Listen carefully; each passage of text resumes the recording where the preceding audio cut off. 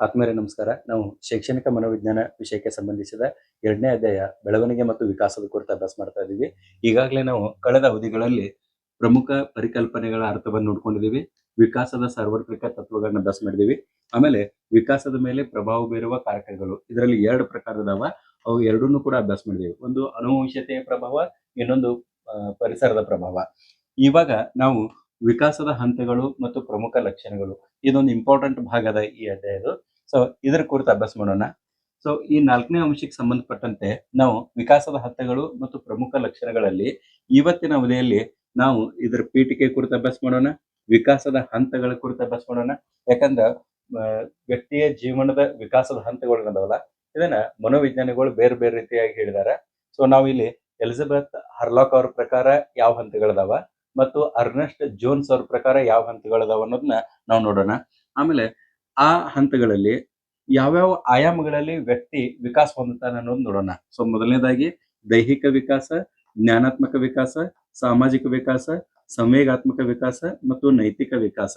ಈ 5 ಪ್ರಮುಖ ವಿಕಾಸದ ಆಯಾಮಗಳು ಬರ್ತಾವ ಅಥವಾ ವಿಕಾಸದ ಪ್ರಕಾರಗಳು ಬರ್ತಾವ. ಇವುಗಳನ್ನ ನಾವು ವಿವಿಧ ಹಂತಗಳಲ್ಲಿ ನಾವು ಅಭ್ಯಾಸ ಮಾಡ್ಬೇಕಾಗ್ಯದ. ಮತ್ತು ಕೊನೆಗೆ ಸಮಾರೋಪ. ಇಷ್ಟ ಅಂಶಗಳನ್ನ ಇವತ್ತಿನ ಅವಧಿಯಲ್ಲಿ ನಾವು ಅಭ್ಯಾಸ ಮಾಡೋದದ. ಸೊ ತಡ ಮಾಡದೆ ಒಂದೊಂದಾಗಿ ಅಂಶವನ್ನ ನಾವು ಅಭ್ಯಾಸ ಮಾಡ್ತಾ ಹೋಗೋಣ. ಮೊದಲಿಗೆ ಇಂಟ್ರೊಡಕ್ಷನ್. ಈ ಇಂಟ್ರೊಡಕ್ಷನ್ ಪಾಠದಲ್ಲಿ ನೀವು ಮುಖ್ಯವಾಗಿ 3 ವಿಷಯಗಳನ್ನ ತಾವು ನೆನಪಿನಲ್ಲಿ ಇಟ್ಕೊಳ್ಬೇಕು. ಮೊದಲನೇದು ಈಗಾಗಲೇ ತಮಗೆ ಗೊತ್ತದ. ಒಂದೇ ಅಂಶ ಯಾವ್ದಂದ್ರೆ ವಿಕಾಸ ನಿಲ್ಲದ ಒಂದು ಪ್ರವಾಹವಿದ್ದಂತೆ. ಯಾಕಂದ್ರ ನಾವು ತಾಯಿಯ ಗರ್ಭದಲ್ಲಿ ಯಾವಾಗ ಮೂಡ್ತೀವಲ್ಲ, ಆವಾಗಿನಿಂದ ಹಿಡಿದು ನಾವು ಸಾಯೋ ತನಕನೂ ಕೂಡ ವಿಕಾಸ ಅನ್ನೋದು ನಿಲ್ಲಂಗಿಲ್ಲ. ಅದೊಂದು ನಿರಂತರ ಪ್ರಕ್ರಿಯೆ. ಇದನ್ನ ನಾನು ಲಕ್ಷಣಗಳನ್ನ ಹೇಳ್ಬೇಕಾದ್ರೂ ಕೂಡ ಹೇಳಿದೆ, ಅದು ನಿರಂತರ ಪ್ರಕ್ರಿಯೆ ಆಗಿರ್ತದೆ. ಇಲ್ಲಿ ಪ್ರತಿಯೊಂದು ಹಂತದಲ್ಲಿಯೂ ಕೂಡ ಅದು ವಿಕಾಸ ಆಗ್ತಾನೆ ಇರ್ತದೆ. ಉದಾಹರಣೆಗೆ ಶೈಶವಾವಸ್ಥೆ ಇರ್ಬೋದು, ಪೂರ್ವ ಬಾಲ್ಯಾವಸ್ಥೆ, ಉತ್ತರ ಬಾಲ್ಯಾವಸ್ಥೆ, ತಾರುಣ್ಯಾವಸ್ಥೆ, ವಯಸ್ಕತನ, ವೃದ್ಧಾಪ್ಯ, ಇದು ಎಲ್ಲಾ ಹಂತಗಳಲ್ಲಿಯೂ ಕೂಡ ಅದು ಏನ್ ಹೇಳ್ರಿ ವಿಕಾಸ ಹೊಂದುತ್ತಾ ಹೋಗ್ತದೆ. ಬಟ್ ಈ ಪ್ರತಿಯೊಂದು ಹಂತದಲ್ಲಿಯೂ ಕೂಡ ವಿಕಾಸ ಹೊಂದಬೇಕಾದ್ರೆ ಅದು ಪ್ರತಿಯೊಂದು ಹಂತದಲ್ಲಿಯೂ ಕೂಡ ಮಗು ಏನಾಯ್ತಂದ್ರೆ ಕೆಲವೊಂದಿಷ್ಟು ಸವಾಲುಗಳನ್ನ ಎದುರಿಸ್ತದ, ಸವಾಲುಗಳನ್ನ ಮತ್ತು ಸಮಸ್ಯೆಗಳನ್ನ ಎದುರಿಸ್ತದ. ಆ ಸವಾಲು ಮತ್ತು ಸಮಸ್ಯೆಗಳನ್ನ ಎದುರಿಸಿದಾಗ ಆತನ ಪೂರ್ಣಗೊಳಿಸುವಂತಹ ಮತ್ತು ಅವುಗಳನ್ನ ಓವರ್ಕಮ್ ದಾಟಿ ಬರುವಂತ ಸಾಮರ್ಥ್ಯ ಆ ಮಗು ಬೆಳೆಸ್ಕೊಳ್ಬೇಕು ಆಯಾ ಹಂತಗಳಲ್ಲಿ. ಅವಾಗ ಏನಾಗ್ತದೆ ಅಂದ್ರೆ ಇಲ್ಲಿ ಮಗು ಅದ ಕೆಲವೊಂದಿಷ್ಟು ಸಮಸ್ಯೆಗಳನ್ನ ಸವಾಲುಗಳನ್ನ ಎದುರಿಸ್ತದ. ಒಂದೇದು ಆ ಸವಾಲುಗಳನ್ನ ಗೆದ್ರೆ. ಇನ್ನು ಸವಾಲು ಅಂತಂದ್ರೆ ಯಾವುವು? ಸವಾಲು ಸಮಸ್ಯೆಗಳು ಅಂತಂದ್ರೆ ಫಾರ್ ಎಕ್ಸಾಂಪಲ್ ಈಗ ಶೈಶವಾವಸ್ಥೆ ಮಗು ಅದ ಅಂತ ತಿಳ್ಕೊಳ್ರಿ. ಶೈಶವಾವಸ್ಥೆ ಅಂತಂದ್ರೆ ಹುಟ್ಟಿನಿಂದ 2 ವರ್ಷದ ತನಕ ಅಂತಂದಂಗೆ. ಓಕೆ. ಸೊ ಈ ಹಂತದಲ್ಲಿ ಮಗು ಸ್ವತಂತ್ರವಾಗಿ ಎದ್ದು ನಿಲ್ಲಲಿಕ್ಕೆ, ನಡೀಲಿಕ್ಕೆ ಕಲಿಬೇಕು. ಇಲ್ಲಿ ಆ ಹಂತವನ್ನ, ಆ ಸವಾಲನ್ನ ಅದು ಪೂರ್ಣಗೊಳಿಸ್ಲಿಲ್ಲ ಅಂತ ತಿಳ್ಕೊಳ್ರಿ. ಮುಂದಿನ ಹಂತಕ್ಕೆ ಬಂದಾಗ, ಪೂರ್ವ ಬಾಲ್ಯಾವಸ್ಥೆಗೆ ಬಂದಾಗ ಅವಾಗ ಅದು ಡಿಫಿಕಲ್ಟಿಯನ್ನು ಅನುಭವಿಸ್ತದೆ. ಸೊ ಹಿಂಗಾಗಿ ಆ ಬಂದಂತ ಸಮಸ್ಯೆಗಳನ್ನ, ಸವಾಲುಗಳನ್ನ ಎದುರಿಸಿದ್ರೆ ಏನಾಗ್ತದ, ಆ ಸವಾಲುಗಳನ್ನ ಗೆದ್ರೆ ಏನಾಗ್ತದ ಹೇಳ್ರಿ. ಒಂದೇದು ಸವಾಲುಗಳನ್ನ ಗೆದ್ರೆ ಏನಾಗ್ತದ ಅಂದ್ರ ಪರಿಪಕ್ವತೆಗೊಳ್ತದ, ಮ್ಯಾಚುರಿಟಿ ಆಗ್ತದ. ಆ ಹಂತದ ಮ್ಯಾಚುರಿಟಿ ಏನಿರ್ತದಲ್ಲ, ಪರಿಪಕ್ವ ಗುಣವನ್ನ ಅದು ಸಂಪಾದಿಸ್ತದ. ಮಗು ಮುಂದಿನ ಹಂತಕ್ಕೆ ಸುಗಮವಾಗಿ ಪ್ರವೇಶವನ್ನು ಪಡಿತದ. ಆಯ್ತಾ? ಸೊ ಇಲ್ಲಿ ಆ ಪರಿಪಕ್ವತೆಯನ್ನು ಪ್ರತಿಯೊಂದು ಹಂತದಲ್ಲಿಯೂ ಅದು ಪಡಿತಾ ಹೋಗ್ಬೇಕು. ಇನ್ ಕೇಸ್ ಮಗು ಸವಾಲುಗಳನ್ನು ಸೋತ್ರ, ಈಗ ನಾ ಹೇಳಿದ್ನಲ್ಲ ಎದ್ ನಿಲ್ಲಾಕ ಕಲಿಲಿಲ್ಲ, ಇದು ನಾನು ಎಕ್ಸಾಂಪಲ್ ಹೇಳ್ತಾರೆ. ಇಂಥವು ಬೇರೆ ಬೇರೆ ಬೇರೆ ಆಯಾಮಗಳಲ್ಲಿ ಬೇರೆ ಬೇರೆ ಸವಾಲುಗಳನ್ನ ಆತ ಪೂರ್ಣಗೊಳಿಸ್ಬೇಕು. ಇನ್ ಕೇಸ್ ಆ ಮಗು ಆ ಸಮಸ್ಯೆಗಳನ್ನ ಸಾಲ್ವ್ ಮಾಡ್ಲಿಕ್ಕೆ ಆಗ್ಲಿಲ್ಲ, ಅವಾಗ ಏನಾಗ್ತದೆ ಅಂದ್ರೆ ಮಗು ಅಪರಿಪಕ್ವತೆ, ಇಮ್ಯಾಚುರಿಟಿ, ಅಪರಿಪಕ್ವಗೊಳ್ತದ. ಮತ್ತು ಇದರಿಂದ ಏನಾಗ್ತದೆ ಅಂದ್ರೆ ಹೊಂದಾಣಿಕೆಯ ಸಮಸ್ಯೆ, ಇಶ್ಯೂಸ್ ಕ್ರಿಯೇಟ್ ಆಗ್ತಾ ಹೋಗ್ತಾವ. ಹಿಂದಿನ ಹಂತದ ಸಮಸ್ಯೆಗಳನ್ನ ಬಗೆಹರಿಸಿಕೊಳ್ಳದಿದ್ದರೆ ಮುಂದಿನ ಹಂತದ ನಡವಳಿಕೆಯ ಸಮಸ್ಯೆಗಳು ಕಾಡುತ್ತವೆ. ಅವು ಮತ್ತೇನಾಗ್ತದ, ಮುಂದಿನ ಹಂತದಾಗೂ ಕೆಲವೊಂದಿಷ್ಟು ಸಮಸ್ಯೆಗಳು ಬಂದಾಗ ಆ ಸಮಸ್ಯೆಗಳು ಕೂಡಿ ಮತ್ತಷ್ಟು ಹೆಚ್ಚು ಮಗು ಏನಾಗ್ತದೆ ಹೇಳ್ರಿ ತೊಂದರೆಗೊಳಪಡ್ತದ. ಅದಕ್ಕೆ ಆ ಪ್ರತಿ ಹಂತದ ಮೆಚುರಿಟಿಯನ್ನ ಅದು ಸಂಪಾದಿಸ್ಲಿಕ್ಕೆ ಶುರು ಮಾಡಬೇಕು. ಇದನ್ನ ನೀವು ಲಕ್ಷ ಇಡ್ಬೇಕು. ಮತ್ತೆ ಇದು ಎರಡನೇದು ಯಾವ್ದು ಹೇಳ್ರಿ, ಕೆಲವೊಂದಿಷ್ಟ ಸಮಸ್ಯೆಗಳನ್ನ.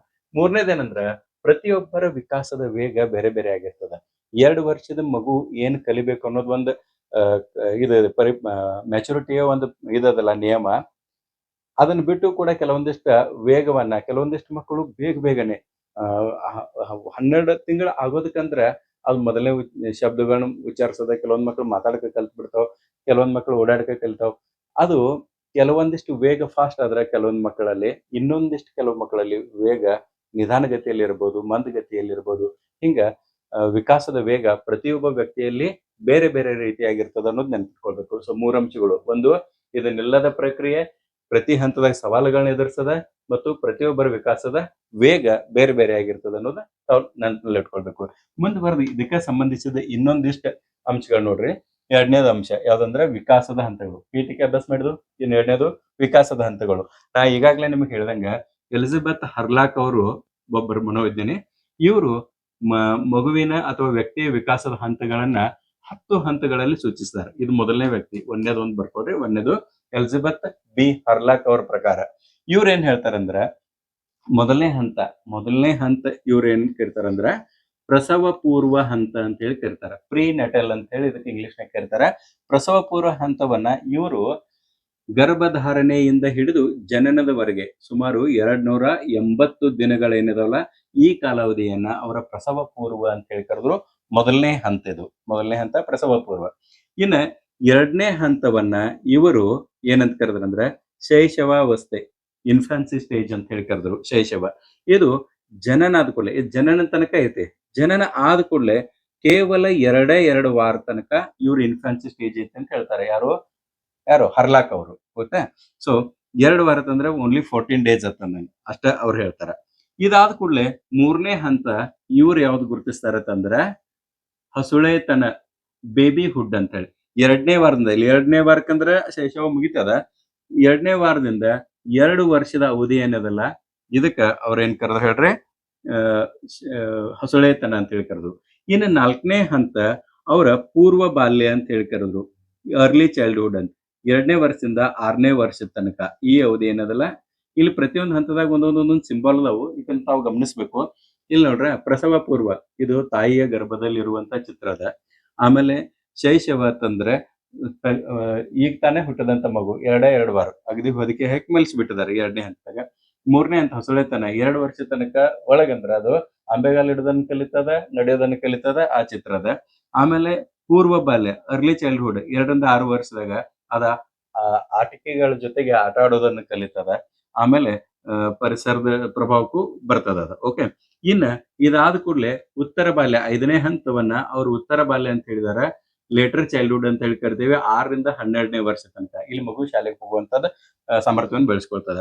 ಇದು ಆದ ಕೂಡಲೇ 12ನೇ ವರ್ಷದಿಂದ 13 ಅಥವಾ 14ನೇ ವರ್ಷ ತನಕ 6ನೇ ಹಂತ ಲೈಂಗಿಕ ಪ್ರೌಢತೆ ಅಥವಾ ಲೈಂಗಿಕ ಪರಿಪಕ್ವತೆಯ ಕಾಲ ಅಂತೇಳಿ ಗುರುತ ಮಾಡಿದಾರ. ಈ ಹಂತದಾಗ ಮ್ಯಾಚುರಿಟಿಯನ್ನು ಪಡಿತಾನ ಹುಡುಗ ಅಥವಾ ಹುಡುಗಿ. ಇದಾದ ಕೂಡಲೇ ತಾರುಣ್ಯಾವಸ್ಥೆ, 7ನೇ ಹಂತ ಯಾವ್ದಂದ್ರೆ ತಾರುಣ್ಯಾವಸ್ಥೆ, ಅಡೋಲೆಸೆನ್ಸ್ ಅಂತ ಹೇಳಿ ಕರಿತೀವಿ. 13-14ರಿಂದ ಪ್ರಾರಂಭ ಆದ್ರೆ 18ರ ತನಕ ಅವ್ರು ಗುರುತಿಸ್ತಾರೆ. ಯಾರು? ಹರ್ಲಾಕ್ ಅವರು. ಇದಾದ ಕೂಡಲೇ ನೆಕ್ಸ್ಟ್ ವಯಸ್ಕತನ ಅಂತ ಏನದಲ್ಲ, ಅಡಲ್ಟ್ ಹುಡ್ ಅಂತ ಹೇಳಿ ಕರಿತೀವಿ. 18ರಿಂದ 40 ವರ್ಷದ ತನಕ ಅಡಲ್ಟ್ ಹುಡ್. ಇಲ್ಲಿ ಪ್ರೊಫೆಷನ್ ಕೇಳ್ತಾನೆ ಮನುಷ್ಯ, ಕೆಲಸಗಳನ್ನ ಮಾಡ್ಲಿಕ್ಕೆ ಪ್ರಾರಂಭಿಸ್ತಾನ. ಇದು ಆದ ಕೂಡಲೇ ನೆಕ್ಸ್ಟ್ ಐತಿ ಮಧ್ಯ ವಯಸ್ಸು ಅಂತ ಅದ. 9ನೇದು ಮಧ್ಯ ವಯಸ್ಸು, ಮಿಡ್ಲ್ ಏಜ್. 40ರಿಂದ 60 ತನಕ ಅದ ಮಿಡ್ಲ್ ಏಜ್. ಇದಾದ ಕೂಡಲೇ ನೆಕ್ಸ್ಟ್ ಕೊನೆ ಹಂತ ಯಾವ್ದತ್ತಂದ್ರೆ, ಕೊನೆ ಹಂತ ವೃದ್ಧಾಪ್ಯ, ಓಲ್ಡ್ ಏಜ್ ಅಂತ ಹೇಳಿ ಕರಿತೀವಿ. 60ರಿಂದ ಸಾಯೋ ತನಕ ಅವಧಿ ಏನೈತಲ್ಲ, ಇದನ್ನ ನಾವ ಓಲ್ಡ್ ಏಜ್ ಅಂತ ಹೇಳಿ ಕರಿತೀವಿ. ಒಟ್ಟಾಗೆ ಎಲಿಜಬೆತ್ ಬಿ ಹರ್ಲಾಕ್ ಅವ್ರು ಏನಿದಾರಲ್ಲ, ಇವರು ಏನ್ ಮಾಡಿದಾರ ಅಂತಂದ್ರ 10 ಹಂತಗಳಲ್ಲಿ ಏನ್ ಮಾಡಿದಾರ, ಹಂತಗಳನ್ನ, ವ್ಯಕ್ತಿಯ ವಿಕಾಸದ ಹಂತಗಳನ್ನ 10 ಭಾಗಗಳಾಗಿ ವಿಂಗಡಿಸಿದ್ದಾರೆ. ಇದನ್ನ ನಿಮ್ಗೆ ಒಂದು ಚಾರ್ಟ್ ಮೂಲಕ ನೆನ್ಪಿಟ್ಕೊಳ್ಳಿಕ್ ಕೊಡ್ತೇನೆ. ಸಾಧ್ಯ ಆದ್ರೆ ಇದನ್ನ ಒಂದು ಸ್ಕ್ರೀನ್ ಶಾಟ್ ಮಾಡಿ ಇಟ್ಕೊಳ್ರಿ. ಯಾಕಂದ್ರೆ ಅಲ್ಲಿ ಚಿತ್ರದ ಮೂಲಕ ಅದ, ಇದು ಒಂದು ಚಾರ್ಟ್ ಅದ. ಚಾರ್ಟ್ ಇರೋದ್ರಿಂದ ನಿಮ್ ನೆನಪಿನಲ್ಲಿ ಈಜಿ ಉಳಿತದ. ಓಕೆ. ಸೊ ನೆಕ್ಸ್ಟ್ ನೋಡ್ತಾ ಹೋಗೋಣ. ಇನ್ನು 2ನೇ ವ್ಯಕ್ತಿ ಯಾರತ್ತಂದ್ರೆ ಡಾಕ್ಟರ್ ಅರ್ನೆಸ್ಟ್ ಜೋನ್ಸ್. ಇವರ ಪ್ರಕಾರ ಏನ್ ಹೇಳ್ರಿ, ಇವ್ರ ದೃಷ್ಟಿಯಲ್ಲಿ ವಿಕಾಸದ ಹಂತಗಳು ಯಾವ್ಯಾವ ಅನ್ನೋದು ನೋಡ್ರಿ. ಡಾಕ್ಟರ್ ಅರ್ನೆಸ್ಟ್ ಜೋನ್ಸ್ ಹೆಸರು ನೆನ್ಪಿಟ್ಕೊಳ್ರಿ. ಇವರು ವ್ಯಕ್ತಿಯ ಜೀವನವನ್ನ 4 ಭಾಗಗಳಾಗಿ ವಿಂಗಡಣೆ ಮಾಡಿದ್ದಾರೆ. ವಿಕಾಸದ ಹಂತಗಳನ್ನ 4 ಹಂತಗಳಲ್ಲಿ ವಿಂಗಡಿಸ್ತಾರೆ. ಅದ್ರಾಗ ಮೊದಲನೇದು ಯಾವ್ದತ್ತಂದ್ರೆ ಶೈಶವ ಅವಸ್ಥೆ. ಇಲ್ಲಿ ಅವರ ಪ್ರಸವ ಪೂರ್ವ ಅಂತ ಹೇಳಿ ಕೊಟ್ಟಿದ್ರು. ಇವರು ಪ್ರಸವ ಪೂರ್ವ ಅಂತ ಕೊಟ್ಟಿಲ್ಲ, ಡೈರೆಕ್ಟ್ ಶೈಶವಾವಸ್ಥೆ ಅಂತ ಹೇಳ್ಕೊಟ್ಟಿದ್ದಾರೆ.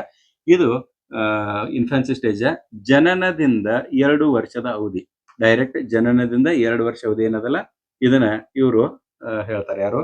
ಅರ್ನೆಸ್ಟ್ ಜೋನ್ಸ್ ಅವರು. 2ನೇದು ಇವ್ರು ಭಾಗ ಮಾಡ್ತಾರಲ್ಲ, ಅದು 2ನೇ ಭಾಗ ಯಾವ್ದತ್ತಂದ್ರೆ ಇಲ್ಲದ ನೋಡ್ರಿ. 2ನೇ ಭಾಗ ಯಾವ್ದತ್ತಂದ್ರೆ ಬಾಲ್ಯಾವಸ್ಥೆ ಅಂತ ಹೇಳ್ತಾರೆ. 2ನೇ ವರ್ಷದಿಂದ 12ನೇ ವರ್ಷ ತನಕ, ಡೈರೆಕ್ಟ್ 2ರಿಂದ 12 ವರ್ಷ, 10 ವರ್ಷಗಳ ಅವಧಿ ಬಾಲ್ಯಾವಸ್ಥೆ ಅಂತ ಹೇಳಿ ಕರಿತಾರೆ ಇವ್ರ. 3ನೇ ಅವಸ್ಥೆಯನ್ನ ಅಥವಾ 3ನೇ ಹಂತವನ್ನ ಇವರು ತಾರುಣ್ಯಾವಸ್ಥೆ ಅಂತ ಹೇಳಿ ಕರೀತಾರೆ. ಅಡೋಲೆಸೆನ್ಸ್ ಏಜ್ ಅಂತ ಹೇಳಿ ಕರಿತೀವಿ. ವ್ಯಕ್ತಿಯ ಜೀವನದಲ್ಲಿ ಅತಿ ಮಹತ್ವಪೂರ್ಣವಾದಂತಹ ಒಂದು ಅವಸ್ಥೆ ಇದು. ಇಲ್ಲಿ 12ನೇ ವರ್ಷದಿಂದ 16 ಅಂತ ಹೇಳಿ ಕೊಡ್ತಾರೆ. ಇದಾದ ಕೂಡಲೇ ಫೋರ್ತ್ ಒನ್ ವಯಸ್ಕತನ ಅಂತ ಹೇಳಿ ಕೊಡ್ತಾರೆ ಇವ್ರ ಅಡಲ್ಟ್ಹುಡ್ ಅಂತ.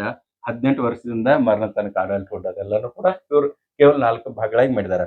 ಬಟ್ ಈ ಭಾಗಗಳು ಅರ್ನೆಸ್ಟ್ ಜೋನ್ಸ್ ಅವ್ರು ಮಾಡಿದ ವಿಭಾಗ ಆಗ್ಲಿ ಅಥವಾ ಹರ್ಲಾಕ್ ಅವ್ರು ಮಾಡಿದ ವಿಭಾಗಗಳಾಗಿ ತರ್ಕಬದ್ಧವಾದದ್ದಲ್ಲ. ಇದು ಕೇವಲ ಅಧ್ಯಯನದ ಅನುಕೂಲ ಸಲುವಾಗಿ ಮಾಡಿದಂತಹ ವಿಧಾನಗಳದಾವ. ನಾವ ಇದರಲ್ಲಿ ಮತ್ತೆ ಚೇಂಜ್ ಮಾಡ್ಕೊಂಡು ಬಹಳಷ್ಟು ಮನೋವಿಜ್ಞಾನಗಳು ಅಧ್ಯಯನದ ಅನುಕೂಲ ಸಲುವಾಗಿ ಇದನ್ನ ಮತ್ತೆ ವಿಭಾಗಗಳಾಗಿ ಮಾಡಿದಾರೆ. ಅವ್ರ ಪ್ರಕಾರ ಇವ್ರ ಹೆಚ್ಚ ಇದ್ರಾಗ ಇವ್ರದ್ದೇನೈತಲ್ಲ ಅರ್ನೆಸ್ಟ್ ಜೋನ್ಸ್ ಅವ್ರದ ಇದನ್ನ ಸ್ವಲ್ಪ ಚೇಂಜ್ ಮಾಡಿ ಹೇಳಿದಾರೆ. ಶೈಶಾವಸ್ಥೆಯನ್ನ ಆಸ್ ಇಟ್ ಈಸ್ ಇಟ್ಟಿದ್ದಾರೆ. ಯಾವುದು ಜನನದಿಂದ 2 ವರ್ಷ. ಬಾಲ್ಯಾವಸ್ಥೆ 2ರಿಂದ 12 ಐತಲ್ಲ, ಇದು ಬಾಲ್ಯಾವಸ್ಥೆನ ಇಟ್ಟಿದ್ದಾರೆ. ಬಟ್ ಇದು ಲಾಂಗ್ ಪೀರಿಯಡ್ ಇರೋದ್ರಿಂದ ಇದ್ರಾಗ 2 ಭಾಗಗಳನ್ನ ಮಾಡಿದಾರೆ. ಅದ್ರಾಗ 2ರಿಂದ 6 ವರ್ಷ ಏನೈತಿಲ್ಲ ಅದನ್ನ ಪೂರ್ವ ಬಾಲ್ಯ ಅಂತ ಹೇಳಿ ಕರೀತಾರೆ. ಆಮೇಲೆ 6ರಿಂದ 12 ವರ್ಷ ಏನದಲ್ಲ ಇದನ್ನ ಉತ್ತರ ಬಾಲ್ಯ ಅಂತ ಹೇಳಿ ಕರೀತಾರೆ. 2 ಭಾಗಗಳನ್ನ ಮಾಡ್ಕೊಂಡಿದ್ದಾರೆ ಮನೋವಿಜ್ಞಾನಿಗಳು. ಆಮೇಲೆ ನೆಕ್ಸ್ಟ್ 4ನೇ ಭಾಗ ಯಾವ್ದು ಹೇಳ್ರಿ, ತಾರುಣ್ಯಾವಸ್ಥೆ ಅಂತ ಹೇಳಿ ಮಾಡ್ಕೊಂಡಿದ್ದಾರೆ. ಆಮೇಲೆ ನಂತರ ವಯಸ್ಕತನ ಅಂತದವ. ಬಟ್ ನಮಗ ಅಭ್ಯಾಸದ ಸಲುವಾಗಿ ಮತ್ತ ಪ್ರೈಮರಿ ಸ್ಕೂಲ್ ಮತ್ತು ಹೈಸ್ಕೂಲ್ ಟೀಚರ್ ಆಗುವಂತ ನಿಮಗೆಲ್ಲರಿಗೂ ಕೂಡ ನಾವು ಇಲ್ಲಿ ಗಮನ ಹರಿಸಬೇಕಾದದ್ದು 3 ಅವಸ್ಥೆಗಳು ಕೊಡ್ತದ. ಅದರಲ್ಲಿ ಕೂಡ ಫಸ್ಟ್ ಪೂರ್ವ ಬಾಲ್ಯಾವಸ್ಥೆ, 2ನೇದು ಉತ್ತರ ಬಾಲ್ಯಾವಸ್ಥೆ ಮತ್ತು 3ನೇದು ಅಡೋಲೆಸೆನ್ಸ್ ಏಜ್ ತಾರುಣ್ಯಾವಸ್ಥೆ. ಈ ಅವಧಿಗಳಲ್ಲಿ ಮಕ್ಕಳ ದೈಹಿಕ ವಿಕಾಸ ಯಾವ ರೀತಿ ಆಗ್ತದ, ಮಾನಸಿಕ ವಿಕಾಸ ಯಾವ ರೀತಿ ಆಗ್ತದ, ಸಾಮಾಜಿಕ, ಸಂವೇಗಾತ್ಮಕ ಮತ್ತು ನೈತಿಕ ಈ 5 ಆಯಾಮಗಳನ್ನ ನಾವು ಪ್ರತಿ ಹಂತದಲ್ಲಿಯೂ ಅಭ್ಯಾಸ ಮಾಡೋದದ. ಸೊ ಇಲ್ಲಿ 5 ಹಂತಗಳನ್ನ ಇಲ್ಲಿ ಕೊಟ್ಟಿದ್ದಾರೆ. ಮತ್ ಮುಂದೆ ಕೂಡ ಬರ್ತದ. 1ನೇದು ಯಾವ್ದು ಹೇಳ್ರಿ, ಫಸ್ಟ್ ದೈಹಿಕ, 2ನೇದು ಜ್ಞಾನಾತ್ಮಕ, 3ನೇದು ಸಾಮಾಜಿಕ, 4ನೇದು ಸಂವೇಗಾತ್ಮಕ ಮತ್ತು 5ನೇದು ನೈತಿಕ ವಿಕಾಸ. ಈ 5 ವಿಕಾಸದ ಆಯಾಮಗಳನ್ನ ನಾವು ಪ್ರತಿ ಹಂತದಲ್ಲಿ ಈಗ ನೋಡ್ರಿ ಪೂರ್ವ ಬಾಲ್ಯಾವಸ್ಥೆಗೆ ಸಂಬಂಧಿಸಿದಂತೆ ಈ 5 ಅಂಶಗಳನ್ನ ಅಭ್ಯಾಸ ಮಾಡೋದ. ಇವತ್ತಿನ ನಮ್ಮ ಪಿರಿಯಡ್ ಒಂದು ಟಾರ್ಗೆಟ್ ಇದೆಯಲ್ಲ ಅದು ಕೂಡ ಪೂರ್ವ ಬಾಲ್ಯಾವಸ್ಥೆಯ ವಿವಿಧ ಆಯಾಮಗಳ ಅಧ್ಯಯನದ. ಓಕೆ, ಇನ್ನ ನೆಕ್ಸ್ಟ್ ನೋಡ್ಕೊಳ್ರಿ, ವಿಕಾಸ ಅಂತ ಏನದಲ್ಲ ಇದು ಕೇವಲ ಈಗಾಗಲೇ ಇದ್ರ ಅರ್ಥ ನಾವು ಸಾಕಷ್ಟು ಸಲ ನೋಡಿದೀವಿ. ಆದ್ರೂ ಕೂಡ ಇನ್ನೊಂದ್ಸಲ ನೀವು ಮನುಷ್ಯನಾಗ ಇಟ್ಕೊಳ್ರಿ ಅಥವಾ ಗಮನದಲ್ಲಿ ಇಟ್ಕೊಳ್ರಿ.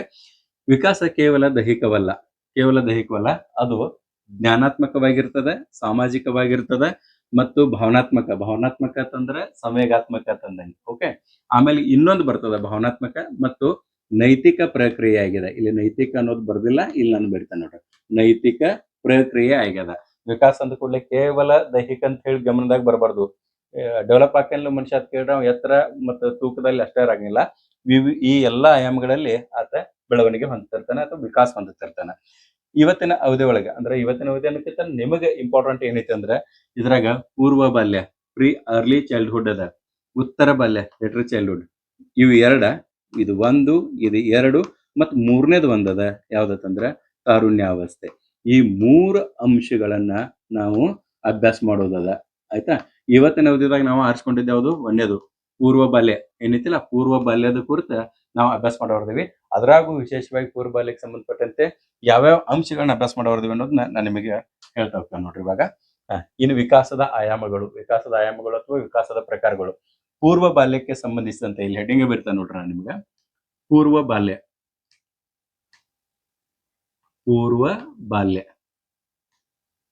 ಬಾಲ್ಯ ಅರ್ಲಿ ಚೈಲ್ಡ್ಹುಡ್ ಅಂತ ಹೇಳಿ ಕರಿತೀವಿ. ಏಜ್ ಎಷ್ಟು, 2 ವಯಸ್ಸಿನಿಂದ ಹಿಡ್ಕೊಂಡು 6 ವಯಸ್ಸು ತನಕ ಏನು ಏಜ್ ಇರ್ತದಲ್ಲ, ಈ ಮಕ್ಕಳದ ದೈಹಿಕ ವಿಕಾಸ ಯಾವ ರೀತಿ ಆಗ್ತದ. 1ನೇದು ದೈಹಿಕ ವಿಕಾಸ ಯಾವ ರೀತಿ ಆಗ್ತದ, ಎ ಅಂತ ಕೊಡ್ನದು. ಓಕೆ, ಎ ದೈಹಿಕ ವಿಕಾಸ.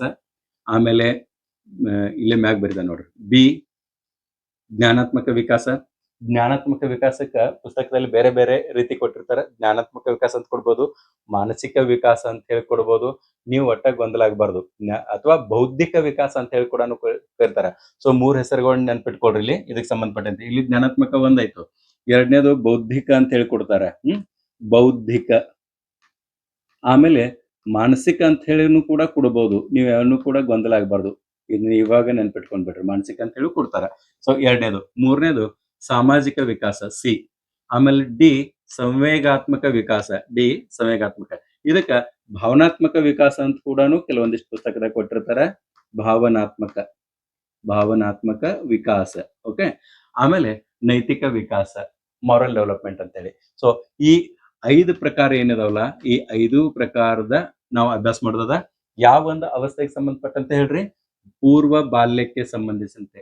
ಪೂರ್ವ ಬಾಲ್ಯಾವಸ್ಥೆಗೆ ಸಂಬಂಧಿಸಿದಂತೆ ಮಕ್ಕಳ ದೈಹಿಕ ವಿಕಾಸ ಹೆಂಗಿರ್ತದ ಅಂದ್ರೆ 2 ರಿಂದ 6 ವಯಸ್ಸು ದೈಹಿಕ ವಿಕಾಸ, ಜ್ಞಾನಾತ್ಮಕ ವಿಕಾಸ, ಸಾಮಾಜಿಕ ವಿಕಾಸ, ಸಂವೇಗಾತ್ಮಕ ವಿಕಾಸ ಮತ್ತು ನೈತಿಕ ವಿಕಾಸ. ಇಷ್ಟನ್ನ ನಾವು ಅಭ್ಯಾಸ ಮಾಡೋದದ. ಇನ್ ನೆಕ್ಸ್ಟ್ ನೋಡ್ರಿ, ದೈಹಿಕ ಬೆಳವಣಿಗೆ ಮತ್ತು ವಿಕಾಸ. ಒಂದೇ ತಗೊಂಡಲ್ಲ, ದೈಹಿಕ ಬೆಳವಣಿಗೆ ಮತ್ತು ವಿಕಾಸ 2 ರಿಂದ ಇಲ್ಲಿ ನೆನ್ಪಿಟ್ಕೊಳ್ತಾ ಹೋಗ್ರಿ.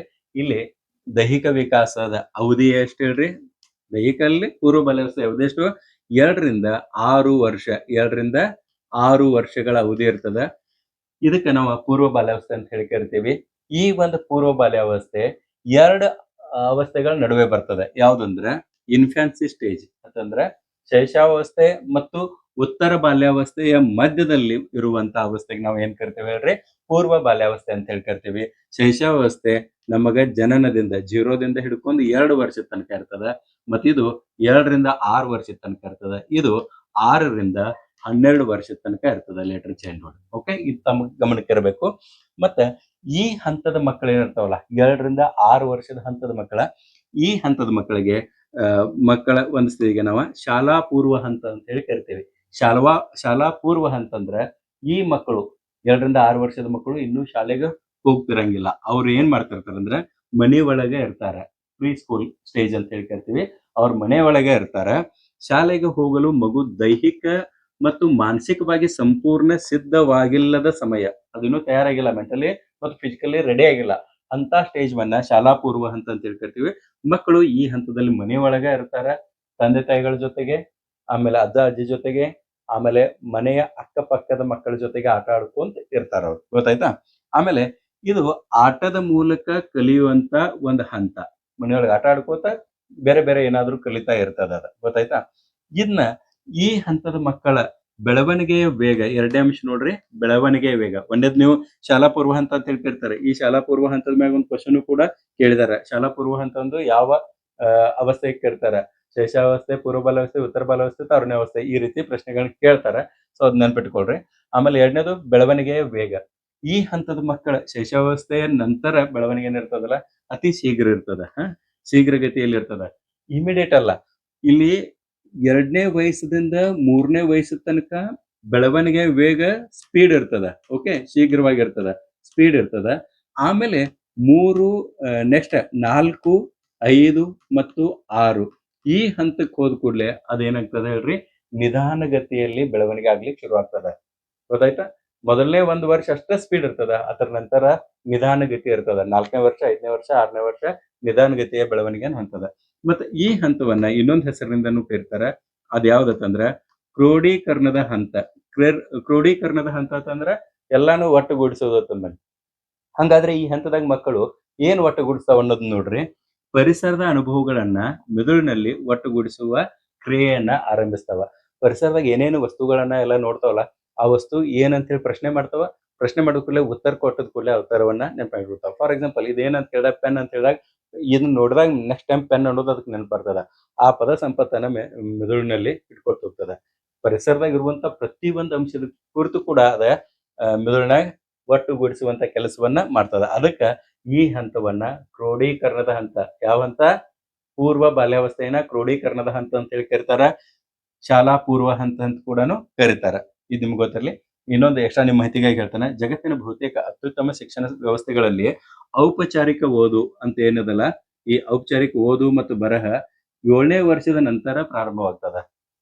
ಜಗತ್ನಾಗ ಎಲ್ಲಿಯೂ ಹೋದ್ರೂ ಕೂಡ ಔಪಚಾರಿಕ ಓದು ಬರಹ ಇದು 7ನೇ ವರ್ಷದ ನಂತರ ಆರಂಭ ಆಗ್ತದ. ನಮ್ಮಲ್ಲಿ ಸ್ವಲ್ಪ ಬೇಗ ಆಗ್ತದ ಅದು. ಇನ್ ನೆಕ್ಸ್ಟ್ ನೋಡ್ರಿ, ಯಾವ್ದು ಹೇಳ್ರಿ, ಇದಕ್ಕೆ ಸಂಬಂಧಪಟ್ಟಂತೆ ನೋಡ್ರಿ, ಬೆಳವಣಿಗೆಗೆ ಸಂಬಂಧಪಟ್ಟಂತೆ. ಇಲ್ಲಿ ನೋಡ್ರಿ, ಫಾಸ್ಟ್ ಯಾವಾಗದ? ಇನ್ಫಾನ್ಸಿ ಸ್ಟೇಜ್ನಾಗ ಬೆಳವಣಿಗೆ ಅತಿ ವೇಗ ಯಾವಾಗದ? ಶೈಶವಾವಸ್ಥೆದಾಗ ಅತಿ ವೇಗ ಅದ. ಇಲ್ಲಿ ನೋಡ್ರಿ, ಸ್ಪೀಡ್ ಅದ.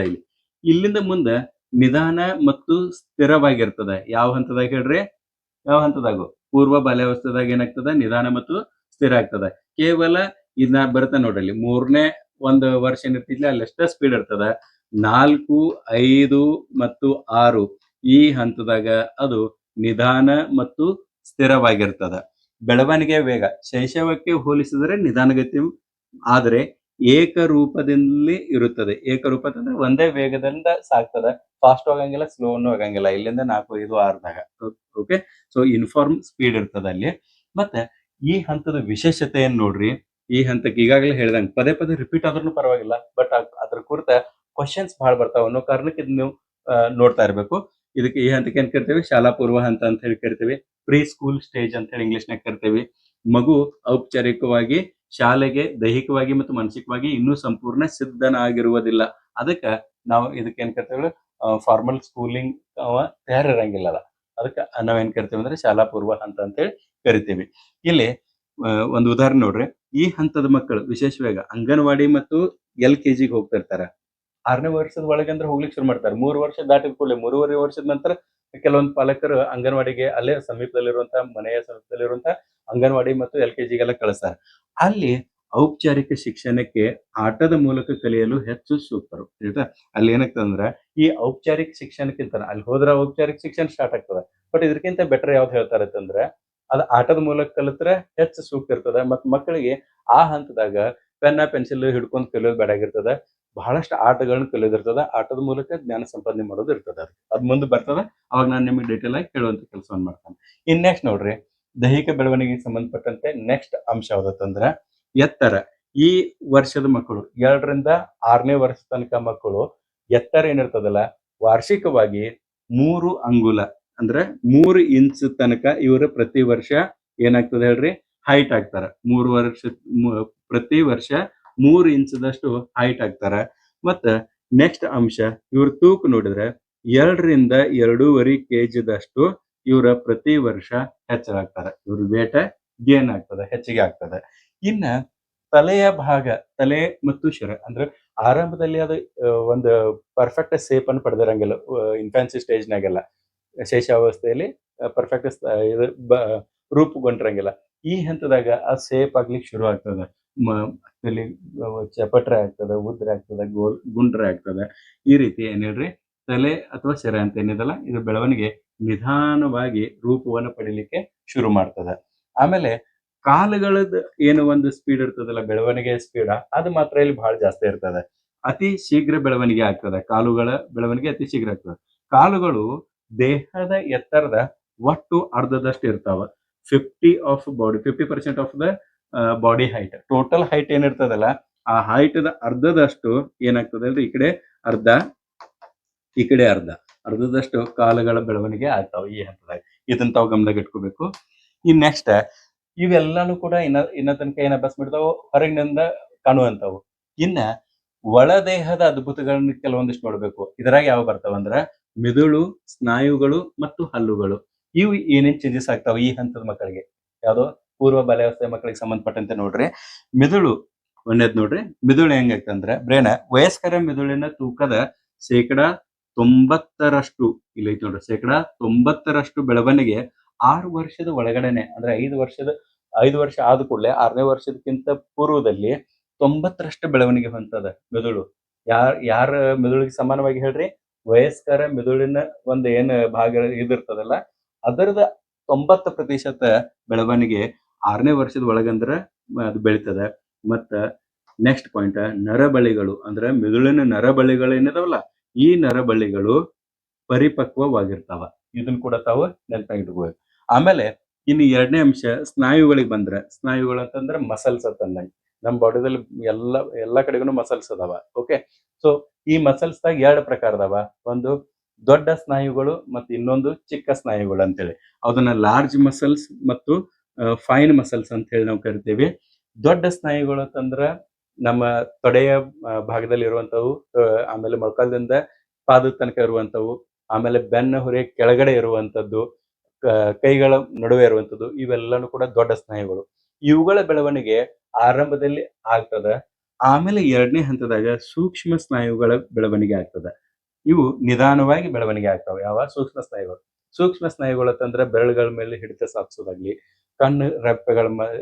ಕಣ್ಣುಗಳಲ್ಲಿ ಇರುವಂತದ್ದು, ಇಂಥವು ಸೂಕ್ಷ್ಮ. ಬಾಯಲ್ಲಿರುವಂತ ಸ್ನಾಯುಗಳು, ಇವೆಲ್ಲಾನು ಕೂಡ ಸೂಕ್ಷ್ಮ ಸ್ನಾಯುಗಳು ಅಂತ ಹೇಳಿ ಕರಿತೇವೆ.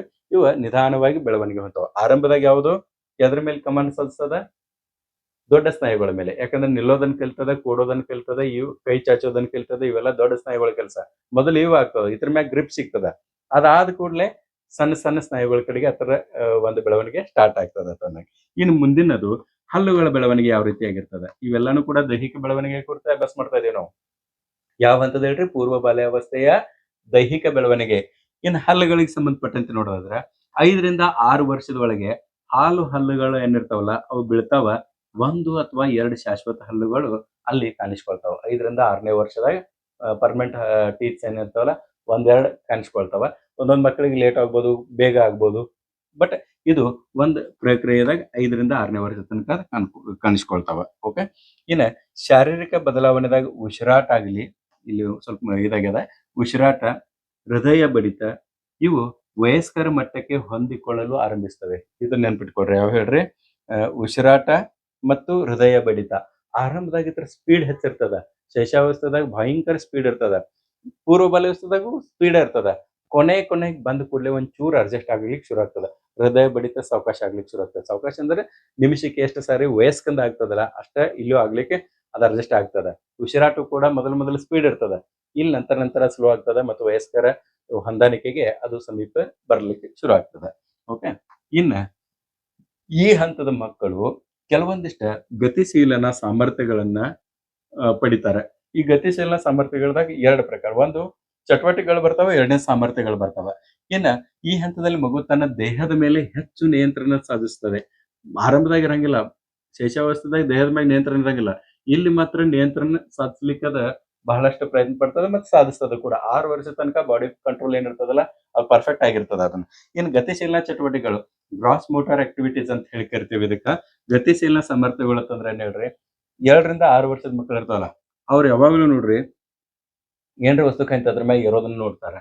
ಒಂದ್ ಏನೇ ಕಾಣ್ತೆ ಏರಾಕ ಅದು ತಾವ್ ಬೀಳ್ತಾರೋ ಇಳ್ತಾರೋ ಗೊತ್ತಿಲ್ಲ. ಬಟ್ ಅದನ್ನ ಟ್ರೈ ಮಾಡ್ತಾರೆ. ಏರೋದು, ಸ್ಟೆಪ್ಸ್ ಕಂಡ್ರೆ ಹೊಡ್ಕೋತ ಏರೇ ಬಿಡೋದಲ್ಲಿ. ಜಿಗಿಯೋದು, ಅಲ್ಲಿಂದ ನೆಗೆಯೋದು, ಇಂಥವೆಲ್ಲ ಕೆಲಸಗಳನ್ನ ಮಾಡ್ತಿರ್ತಾರ. ಬಾಲ್ ಎಸೆಯೋದು, ಅದನ್ನ ಕ್ಯಾಚ್ ಹಿಡಿಯೋದು, ಇವಕ್ಕೆಲ್ಲಾನು ಕೂಡ ನಾವ್ ಏನ್ ಕರಿತೀವಿ? ಗತಿಶೀಲ ಚಟುವಟಿಕೆಗಳು ಅಂತ ಹೇಳ್ತಾ ಇರ್ತೀವಿ. ನೀವು 2ರಿಂದ 6 ವರ್ಷದ ಮಗುವನ್ನ ಕರೆದ ಅಂಗಡಿಗೆ ಹೋಗಿ ಬಾ ಮತ್ತು ಏನರ ಒಂದು ವಸ್ತು ತರ್ಲಿಕ್ಕೆ ಹೇಳ್ರಿ ಅವ್ರಿಗೆ. ಹೋಗಿ ಒಂದ್ ಸಕ್ರಿ ತಗೊಂಡ್ ಬಾ ಅಂತ ಹೇಳ್ರ ಅವ್ರು ಯಾವಾಗ್ಲೂ ನಡ್ಕೋತ ಹೋಗಂಗಿಲ್ಲ. ಅವ್ರದ್ದು ಹೆಂಗ್ ಹೇಳ್ರಿ? ಫುಲ್ ಓಡ್ಕೊಂತ ಹೋಗೋದ, ಓಡ್ಕೊಂತ ಬರೋದು. ಸಿಕ್ಕಾಪಟ್ಟೆ ದಾವಸ್ತಿರ್ತಾರ. ಬಟ್ ಓಡ್ಕೋತ ಹೋಗ್ತಾರ. ಯಾವ್ದೇ ಕೆಲಸ ಹೇಳ್ರಿ ನೀವು, ಅಂಗಡಿಗೆ ಅಂದ್ರೆ ಅಂಗಡಿಗೆಲ್ಲ, ನಿಮಗೆ ಯಾವ್ದೇ ಒಂದು ಸ್ಟಡಿ ಹಾಲ್ನಾಗ ಒಂದು ರೂಮ್ನಾಗ ಒಂದ್ ಬುಕ್ ಅದ, ಬುಕ್ ತಗೊಂಡ್ ಬಾ. ಟೇಬಲ್ ಮ್ಯಾಗ ಬುಕ್ ಅದ ತಗೊಂಡ್ ಬಾ. ನಡ್ಕೊಂತ ಹೋಗಂಗಿಲ್ಲ. ಪರ್ಫೆಕ್ಟ್ ಅವ್ರು ಓಡ್ಕೊಂತ ಹೋಗೋದ, ತಗೊಂಡ್ ಬರೋದ. ಯಾಕಂದ್ರೆ ಗತಿಶೀಲನ ಸಾಮರ್ಥ್ಯ ಏನಿರ್ತದಲ್ಲ ಈ ಏಜ್ನಾಗ ಅದು ಬೆಳವಣಿಗೆ ಆಗ್ತಿರ್ತದ. ಅದು ಬೆಳವಣಿಗೆ ಆಗೋದ್ನಾಗ ಅದನ್ನ ಎಂಜಾಯ್ಮೆಂಟ್ ಮಾಡ್ತಾರ ಮಕ್ಕಳು. ಓಡೋದಂದ್ರ ಅವ್ರಿಗೆ ಮೊದಲ ಅದನ್ನ ಬೇರೆದವ್ರು ನೋಡಿರ್ತಾರ ಓಡೋದ, ತಾವು ಓಡಿರಂಗಿಲ್ಲ. ಅದು ಯಾವಾಗ ಕಲಿತಾರಲ್ಲ ಅವಾಗ ಅವ್ರ ಸ್ಪೀಡ್ ಹೆಚ್ಚಾಗ್ತಾನೆ ಹೋಗ್ತದೆ. ಇವೆಲ್ಲ ಗತಿಶೀಲನ ಚಟುವಟಿಕೆಗಳನ್ನ ಮಾಡ್ತಾರೆ. ಇದರ ಜೊತೆಗೆ ಕೆಲವೊಂದಿಷ್ಟು ಗತಿ ಸಾಮರ್ಥ್ಯಗಳು ಕೂಡ ಬರ್ತಾವೆ. ಫೈನ್ ಮೋಟಾರ್ ಕ್ಯಾಪಾಸಿಟೀಸ್ ಅಂತ ಹೇಳ್ತಿರ್ತೀವಿ. ಇದು ಈ ಹಂತದ ಮಕ್ಕಳನ್ನ ಕೊನೆಗೆ 6ನೇ ವಯಸ್ಸಿಗೆ 5-6ನೇ ವಯಸ್ಸಿಗೆ ಬರೋದಕ್ಕಂದ್ರ ಅವ್ರ ಸ್ವಾವಲಂಬಿಯನ್ನಾಗಿ ಮಾಡ್ತದೆ. ಉದಾಹರಣೆಗೆ ಸ್ವತಃ ಆಹಾರ ಸೇವನೆ ಮಾಡ್ಲಿಕ್ಕೆ ಕಲಿತದ. ಮೊದಲನೇದು ಸ್ವತಃ ಆಹಾರ ಸೇವನೆ. ಅಲ್ಲಿ ತಕ ತುತ್ತು ಮಾಡಿ ಉಣಿಸ್ತಿರ್ತಾರ ತಾಯಿ. ಅವಾಗ 5 ವರ್ಷಕ್ಕೆ ಬರೋದಕ್ಕಂದ್ರ ಪ್ಲೇಟ್ನ ಹೇಗೆ ಉಣ್ಸಕ್ ಹೋದ್ರೆ ನೀವು ಉಣಿಸ್ಬೇಡ ಅಂತ ಹೇಳ್ತದ. ನನ್ನ ಊಟ ಮಾಡ್ತಾನ ಅಂತ ಹೇಳ್ತದ. ಬ್ಯಾಡ ಅಂತಂದ್ರು ಹಠ ಮಾಡ್ಲಿಕ್ಕೆ ಶುರು ಮಾಡ್ತದೆ. ಗೊತ್ತಾಯ್ತಾ? ಆಮೇಲೆ 2ನೇದು, ನೀವು ಡ್ರೆಸ್ ಹಾಕಕ್ ಹೋಗ್ರಿ. ಅವಾಗ ಡ್ರೆಸ್ ಹಾಕೋದ್ನಾಗ ಬಟನ್ಸ್ ಎಲ್ಲ ಅದ್ ಸರಿ ಹಾಕೋಕ್ ಬರಂಗಿಲ್ಲ. ಮ್ಯಾಗ ಕೆಳಗೆ ಹಾಕೊಳ್ತದ. ಆದ್ರೂ ಕೂಡ ನಾನು ಹಾಕೊಳ್ತಾನೆ ಬಟ್ಟೆ ಅಂತೇಳಿ ಹಠ ಮಾಡ್ತದ. ನಿಮ್ಮ ಮನೆಯೊಳಗೆ ಮಕ್ಕಳಿದ್ರೆ ನಿಮ್ಗೆ ಗೊತ್ತಾಗ್ತದ. ಅದನ್ನೆಲ್ಲಾನು ಕೂಡ ಪ್ರಾಕ್ಟಿಕಲಿ ನೀವು ನೋಡಿದಂಗೆ ಆಗ್ತದೆ. ಓಕೆ. ಆಮೇಲೆ ಅಲ್ಲಿ ತನಕ ಹಲ್ಲು ಉಜ್ಜೋದೆಲ್ಲ ನೀವು ಮಾಡ್ತಿದ್ರಿ. ಅದ ಅವಾಗ ತಾನ ಹಲ್ಲು ಉಜ್ತಾನ ಅಂತ ಹೇಳ್ತದ. ಬ್ರಷ್ ಕೈಯಾಗ ತೂತದ, ಟೂತ್ ಪೇಸ್ಟ್ ಕೆಳಗ್ ಚೆಲ್ತದ. ಬಟ್ ಹಾಲು ಉಜ್ಜಲಿಕ್ಕೆ ಶುರು ಮಾಡ್ತದ. ಸ್ನಾನ ಹಾಕೋ ಕೊಡಂಗಿಲ್ಲ. ಸ್ನಾನ ನಾನೇ ಮಾಡ್ತಾನ ಅಂತ ಹೇಳ್ತದ. ಅದಕ್ಕೆ ತಾಯಿ ಆದವ್ರು ಏನ್ ಮಾಡ್ತಾರೆ ಹೇಳ್ರಿ? ನೀನೇ ಮಾಡಂತ ಹೇಳ್ತಾರ. ಸೈಡ್ ಕೊಡ್ತಾರ. ಆರಂಭದಾಗ ಒಂದ್ ಸ್ವಲ್ಪ ಎಲ್ಲ ಕ್ಲೀನ್ ಮಾಡ್ತಾರ. ಆಮೇಲೆ ಕೊನೆಗೆ ಒಂದ್ ಸ್ವಲ್ಪ ಬಕೆಟ್ದಾಗ ನೀರ್ ಕಾದು ನಿನ್ ಮಾಡಂತ ಹೇಳ್ತಾರ. ಸೊ ಈ ರೀತಿ ತಾಯಿಯ ಮೂಲಕ ಅದು ಸ್ವಾವಲಂಬನೆಯನ್ನ ಕಲಿತದ. ತನ್ನಷ್ಟಕ್ಕೆ ತಾನೇ ಕೆಲಸ ಮಾಡ್ಕೊಳ್ಳೋದನ್ನು ಕೂಡ ಕಲಿತದ. ಓಕೆ. ಪ್ರಮುಖ ಅಂಶ ಏನಂತಂದ್ರೆ ಈ ಎಲ್ಲಾ ಅಂಶಗಳು ಮಾಡೋದ್ರಿಂದ ಏನಾಗ್ತದೆ ಅಂತಂದ್ರೆ ಇವು ಮಗುವಿಗೆ ಸ್ವಾವಲಂಬನೆಯನ್ನ, ಸೆಲ್ಫ್ ರಿಲಯನ್ಸ್ ಕಲಿಸ್ತಾವ. ಬರವಣಿಗೆ ಕೌಶಲ್ಯ ಕೂಡ ಇಲ್ಲಿಂದನೇ ಆರಂಭ ಆಗ್ತದೆ. ಬರವಣಿಗೆ ಕೌಶಲ್ಯ ಹೆಂಗ್ ಆರಂಭ ಆಗ್ತದೆ ಅಂದ್ರೆ ಮಗು ಮನ್ಯಾಗ ಐತೆ ಅಂತ ತಿಳ್ಕೊಳ್ರಿ. 4-5 ವರ್ಷದ ಮಗು ಅಥವಾ 3 ವರ್ಷದ ಮಗು ಐತೆ ಅಂತ ತಿಳ್ಕೊಳ್ರಿ. ಅದಕ್ಕ ಅಣ್ಣ ಅಥವಾ ಅಕ್ಕ ಇದಾರ ಅಂತ ತಿಳ್ಕೊಳ್ರಿ ಮನೆಯೊಳಗ. ಅವ್ರ ಅಭ್ಯಾಸ ಮಾಡ್ಕತಿರ್ಕೆ ಅವ್ರ ಕಡೆಗೆ ಹೋಗಿ ಕೂಡ್ತದ. ಅವ್ರು ಬರೆಯೋದನ್ನ ನೋಡ್ತದ, ಓದೋದನ್ನ ನೋಡ್ತದ. ತಾನು ಅವ್ರ ಪುಸ್ತಕ ಬೇಡ್ಲಿಕ್ಕೆ ಶುರು ಮಾಡ್ತದ. ಅದಕ್ಕ ಆ ಅಕ್ಕ ಅಥವಾ ಅಣ್ಣ ಏನ್ ಮಾಡ್ತಾರೆ ಹೇಳ್ರಿ, ಹಳೇದೊಂದು ನೋಟ್ಬುಕ್ ಕೊಡ್ತಾರೆ, ಒಂದು ಪೆನ್ಸಿಲ್ ಕೊಡ್ತಾರೆ, ಕೊಟ್ಬಿಡ್ತಾರೆ. ಅವಾಗ ಅದು ಕೂಡ ಅವ್ರ ಹಂಗ ಬರ್ಲಿಕ್ಕೆ ಶುರು ಮಾಡ್ತದ. ಅದೇನ ಹ್ಯಾಂಡ್ ರೈಟಿಂಗ್ ಎಲ್ಲ ಮಾಡಂಗಿಲ್ಲ, ಬಟ್ ಬರೆಯೋದ್ರ ಕೌಶಲ್ಯ ಏನೈತಲ್ಲ ಅದು ಆರಂಭ ಆಗ್ಬಿಡ್ತದ. ಗೋಲ್ ಗೋಲ್ ಗೋಲ್ ಹಾಕೋದ್ ಕುಂತ್ ಬಿಡ್ತದ ಬುಕ್ನಾಗ. ಇಲ್ಲಿಂದ ಅದು ಕೌಶಲ್ಯ ಆರಂಭ ಆಗ್ತದ. ಸೊ ಇದು ಏನ್ ಹೇಳಿದ್ನಲ್ಲ ಅವು ಎಲ್ಲಾನು ಕೂಡ ಪೂರ್ವ ಬಾಲ್ಯಾವಸ್ಥೆಯ ದೈಹಿಕ ಬೆಳವಣಿಗೆ ಮತ್ತು ವಿಕಾಸದಾಯ್ತು. ಇನ್ನ ಎರಡನೇ ಅಂಶ ಜ್ಞಾನಾತ್ಮಕ ವಿಕಾಸ. ಓಕೆ, ಜ್ಞಾನಾತ್ಮಕ ವಿಕಾಸಕ್ಕೆ ಮತ್ ಎರಡ್ ಹೆಸರಿನಿಂದ ಕೇಳ್ತಾನಂತ ಹೇಳಿದ್ನಲ್ಲ. ಜ್ಞಾನಾತ್ಮಕ ವಿಕಾಸಕ್ಕೆ ಏನ್ ಕರಿತಾರ್ರಿ? ಮಾನಸಿಕ ವಿಕಾಸ ಮತ್ತು ಬೌದ್ಧಿಕ ವಿಕಾಸ ಅಂತ ಹೇಳಿ ಕರೀತಾರೆ. ಕಾಗ್ನಿಟಿವ್ ಡೆವಲಪ್ಮೆಂಟ್, ಇಂಟೆಲೆಕ್ಚುವಲ್ ಡೆವಲಪ್ಮೆಂಟ್ ಅಥವಾ ಮೆಂಟಲ್ ಡೆವಲಪ್ಮೆಂಟ್ ಅಂತ ಹೇಳಿ ಇಂಗ್ಲಿಷ್ನಾಗ ಇದಕ್ಕೆ ಕರೀತಾರೆ. ಸೊ ಇಲ್ಲಿ ಜ್ಞಾನಾತ್ಮಕ ವಿಕಾಸ ಏನದಲ್ಲ, ಈ ಜ್ಞಾನಾತ್ಮಕ ವಿಕಾಸ ಮಗುವಿಗೆ ಯಾವ ರೀತಿ ಆಗ್ತದ ನೋಡ್ರಿ. ಯಾವ ಹಂತಕ್ಕೆ ಹೇಳ್ರಿ? ನಾವು ಒಂದೇ ಹಂತದ ಅಭ್ಯಾಸ ಮಾಡ್ತಾ ಇದ್ದೇವೆ. ಯಾವುದು? ಪೂರ್ವ ಬಾಲ್ಯ. ಈ ಪೂರ್ವ ಬಾಲ್ಯಕ್ಕೆ ಸಂಬಂಧಿಸಿದಂತೆ ಜ್ಞಾನಾತ್ಮಕ ವಿಕಾಸ ಯಾವ ರೀತಿ ಆಗ್ತದೆ ನೋಡ್ರಿ. 2 ರಿಂದ 6 ವರ್ಷ ಅವಧಿ. ಈ ವಯಸ್ಸಿನ ಮಕ್ಕಳು ಪಾಯಿಂಟ್ ನಂಬರ್ 1 ಪ್ರತ್ಯಕ್ಷಾನುಭವದ ಮೂಲಕ ಏನ್ ಹೇಳ್ರಿ, ಜ್ಞಾನ ಸಂಪಾದನೆಯನ್ನ ಮಾಡ್ಕೊಳ್ತಾರೆ. ಪ್ರತ್ಯಕ್ಷಾನುಭವ ಅಂತಂದ್ರೆ ಏನ್ ಹೇಳ್ರಿ? ವಸ್ತುಗಳನ್ನ ನೋಡೋದ್ರ ಮೂಲಕ, ಅದೇ ವಸ್ತುಗಳನ್ನ ಮುಟ್ಟೋದ್ರ ಮೂಲಕ ಅನ್ವೇಷಿಸ್ತಾರೆ. ಆ ವಸ್ತುಗಳನ್ನ ಏನ್ ಅದಾವು ಅನ್ನೋದು ತಿಳ್ಕೊಳ್ಳಿಕ್ಕೆ ಪ್ರಯತ್ನ ಪಡ್ತಾರೆ. ನೆನ್ಪಿಟ್ಕೊಳ್ರಿ, ಪ್ರತ್ಯಕ್ಷಾನುಭವ ಡೈರೆಕ್ಟ್ ಇದೇನ ಎಕ್ಸ್ಪೀರಿಯನ್ಸ್ ಏನೈತಿಲ್ಲ ಅದ್ರ ಮೂಲಕ ಇವರು ಜ್ಞಾನವನ್ನು ಸಂಪಾದನೆ ಮಾಡ್ತಾರೆ. ನೋಡೋದು ಮತ್ತು ವಸ್ತುಗಳನ್ನ ಮುಟ್ಟೋದ್ರ ಮೂಲಕ ಜ್ಞಾನಾರ್ಜನೆ ಮಾಡ್ಕೊಳ್ತಾರೆ. ಇಲ್ಲಿ ಏನೇನ್ 2 ರಿಂದ 6 ವರ್ಷದ ಮಕ್ಕಳಿಗೆ ಯಾವ್ಯಾವ ಅಂಶದ ಕುರಿತು ಜ್ಞಾನ ಇರ್ತದ ಅನ್ನೋದು ನೋಡ್ರಿ. ಒಂದೇದು ಗಾತ್ರದ ಕುರಿತು ಅದಕ್ಕೆ ನಾಲೆಜ್ ಇರ್ತದ. ಯಾವುದು ದೊಡ್ಡದು, ಯಾವುದು ಸಣ್ಣದು.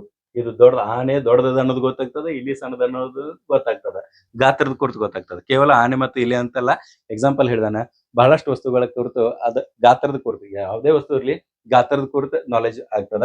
ಆಮೇಲೆ ಆಕಾರದ ಕುರಿತು, ಆಕಾರ ಅಂತಂದ್ರ ಈಗ ಯಾಕೆ ಆಕಾರದ ಕುರಿತು ಅದಕ್ಕೆ ನಾಲೆಜ್ ಬರ್ತದಂದ್ರ, ಸಣ್ಣಗಿರ್ತ ಮಕ್ಕಳಿಗೆ ಆಟಿಕೆಗಳನ್ನ ಕೊಡ್ತಾರಲ್ಲ, ಕಲರ್ ಆಟಿಕೆಗಳು ಇರ್ತಾವ ಮತ್ತು ಸೇಪ್ದಾಗ ಇರ್ತಾವ. ಉದಾಹರಣೆಗೆ ಈ ಹಂತದ ಮಕ್ಕಳು ಸ್ಕ್ವೇರ್ ಅಂದ್ರೆ ಏನ, ರೆಕ್ಟಾಂಗಲ್ ಅಂದ್ರೆ ಏನ, ಟ್ರಯಾಂಗಲ್ ಅಂದ್ರೆ ಏನ, ಸರ್ಕಲ್ ಅಂದ್ರೆ ಏನ, ಈ ಎಲ್ಲಾ ನಾಲೆಜ್ 6ನೇ ವಯಸ್ಸಿಗೆ ಬಂದ್ಬಿಟ್ಟಿರ್ತದೆ. ನೀವು ಯಾವ್ದೋ ಒಂದು ವಸ್ತುವಿನ ಹೆಸರು ಹೇಳಿದಾಗ ಪರ್ಫೆಕ್ಟ್ ಅದ ಎತ್ಕೊಂತಂದು ಕೊಡ್ತಾವ 5-6ನೇ ವರ್ಷದ ಮಕ್ಕಳು. ಗೊತ್ತಾಯ್ತಾ? ಯಾಕಂದ್ರೆ ಇಂಥ ಎಲ್ಲಾ ವಸ್ತುಗಳ ಜೊತೆಗೆ ಅವ ಆಟ ಆಡಿರ್ತಾವ. ಇನ್ನ ನೆಕ್ಸ್ಟ್ ಬಣ್ಣಗಳ ಕುರಿತು ಕೂಡ ನಾಲೆಜ್ ಇರ್ತದ. ಅದಕ್ಕೆ ಪ್ರಮುಖವಾದಂತ ಬಣ್ಣಗಳು ರೆಡ್, ಗ್ರೀನ್, ಬ್ಲೂ ಇವೆಲ್ಲಾ ಗೊತ್ತಿರ್ತಾವ. ಅದ್ರಾಗ ಒಂದು ಫೇವ್ರೇಟ್ ಕೂಡ ಮಾಡ್ಕೊಂಡ್ ಬಿಡ್ತಾವ ಈ ಏಜ್ನಾಗ. ಅವು ಇದ ನನ್ನ ಫೇವ್ರೇಟ್ ಅಂತ ಹೇಳಿ ಅದನ್ನ ತಂದೆ ತಾಯಿಗಳು ಕಲ್ಸಿರ್ತಾರೆ. ಸೊ ಹಿಂಗಾಗಿ ಇಲ್ಲಿ ಏನ್ ಹೇಳ್ರಿ, ಬಣ್ಣಗಳ ಕುರಿತು ಅದಕ್ಕೆ ನಾಲೆಜ್ ಇರ್ತದೆ. ನೆಕ್ಸ್ಟ್ ದೂರ ಮತ್ತು ಸಮೀಪ, ಇದ್ರ ಕುರಿತು ಡಿಸ್ಟೆನ್ಸ್ ಕುರಿತು ಕೂಡ ಗೊತ್ತಾಗ್ತದ. ಬೆಟ್ಟ ದೂರದ ಅಂತ ಹೇಳಿ ಗೊತ್ತಾಗ್ತದ, ಗಿಡ ಇಲ್ಲಿ ಐತಿ, ಇದು ಸಮೀಪ ಐತಿ ಅಂತ ಹಿಂಗ್ ಚಿತ್ರಕ್ಕೆ ತೋರಿಸಿ ನೀವು ಕೇಳಿದಾಗೂ ಕೂಡ ಅದು ಈಸಿಲಿ ಗುರುತಿಸುವಂತ ಸಾಮರ್ಥ್ಯವನ್ನ ಬೆಳೆಸ್ಕೊಳ್ತದ. ಇನ್ನು ನೆಕ್ಸ್ಟ್ ನೋಡ್ರಿ, ಮತ್ತೆ ಯಾವ ರೀತಿ ಜ್ಞಾನ ಸಂಪಾದನೆ ಮಾಡ್ತಿದೆ ಅನ್ನೋದು ನೋಡ್ರಿ. ಇಲ್ಲಿ ಭಾಷೆ ಮತ್ತು ಜ್ಞಾಪಕ ಶಕ್ತಿ ಇದರ ಬೆಳವಣಿಗೆ ಯಾವ ರೀತಿ ಆಗ್ತದ ಅನ್ನೋದು ನೋಡ್ರಿ.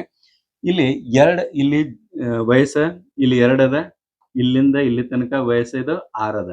ಈ ವಯಸ್ಸದ ಅವಧಿ ಒಳಗ ಇಲ್ಲಿ ನೋಡ್ರಿ ಇದೇನಿತ್ಲ ಪದ ಸಂಪತ್ತು, ವೊಕಾಬುಲರಿ ಎಷ್ಟು ಬೆಳೆಸ್ಕೊಳ್ತದ ಅಂದ್ರ ಪದ ಸಂಪತ್ತನ್ನ 2500 ಪದಗಳನ್ನ ಅದು 6ನೇ ವಯಸ್ಸದ ಒಳಗತ್ತಂದ್ರ ಸಂಪಾದನೆ ಮಾಡಿರ್ತದ. ಅಷ್ಟ ಪ್ರಶ್ನೆಗಳನ್ನ ಕೇಳಿ ಅಷ್ಟ ತನ್ನ ಮೆದುಳಿನೊಳಗ ಆ ವಸ್ತುಗಳ ಕುರಿತು ಹೆಸರುಗಳನ್ನ ನೆನಪು ಇಟ್ಕೊಂಡಿರ್ತದ. ಗೊತ್ತಾಯ್ತಾ? ಇನ್ನ ತೀವ್ರಗತಿಯ ವಿಕಾಸ ಹೆಂಗತ್ತಂದ್ರ ಈ ಹಂತದಾಗ ದಿನಕ್ಕ 5-6 ಹೊಸ ಶಬ್ದಗಳನ್ನ ಅದ ಕಲಿತದ. 5-6 ಶಬ್ದಗಳನ್ನ ಕಲಿತದ. ಶಬ್ದಗಳನ್ನ ಯಾವ ರೀತಿ ಕಲಿತದ? ಕ್ವಶನ್ ಮಾಡೋದ್ರ ಮೂಲಕ ಕಲಿತದ. ಮನೆಯೊಳಗಿದ್ದಾಗ ಬಹಳಷ್ಟು ಪ್ರಶ್ನೆಗಳನ್ನ ಕೇಳ್ತದ.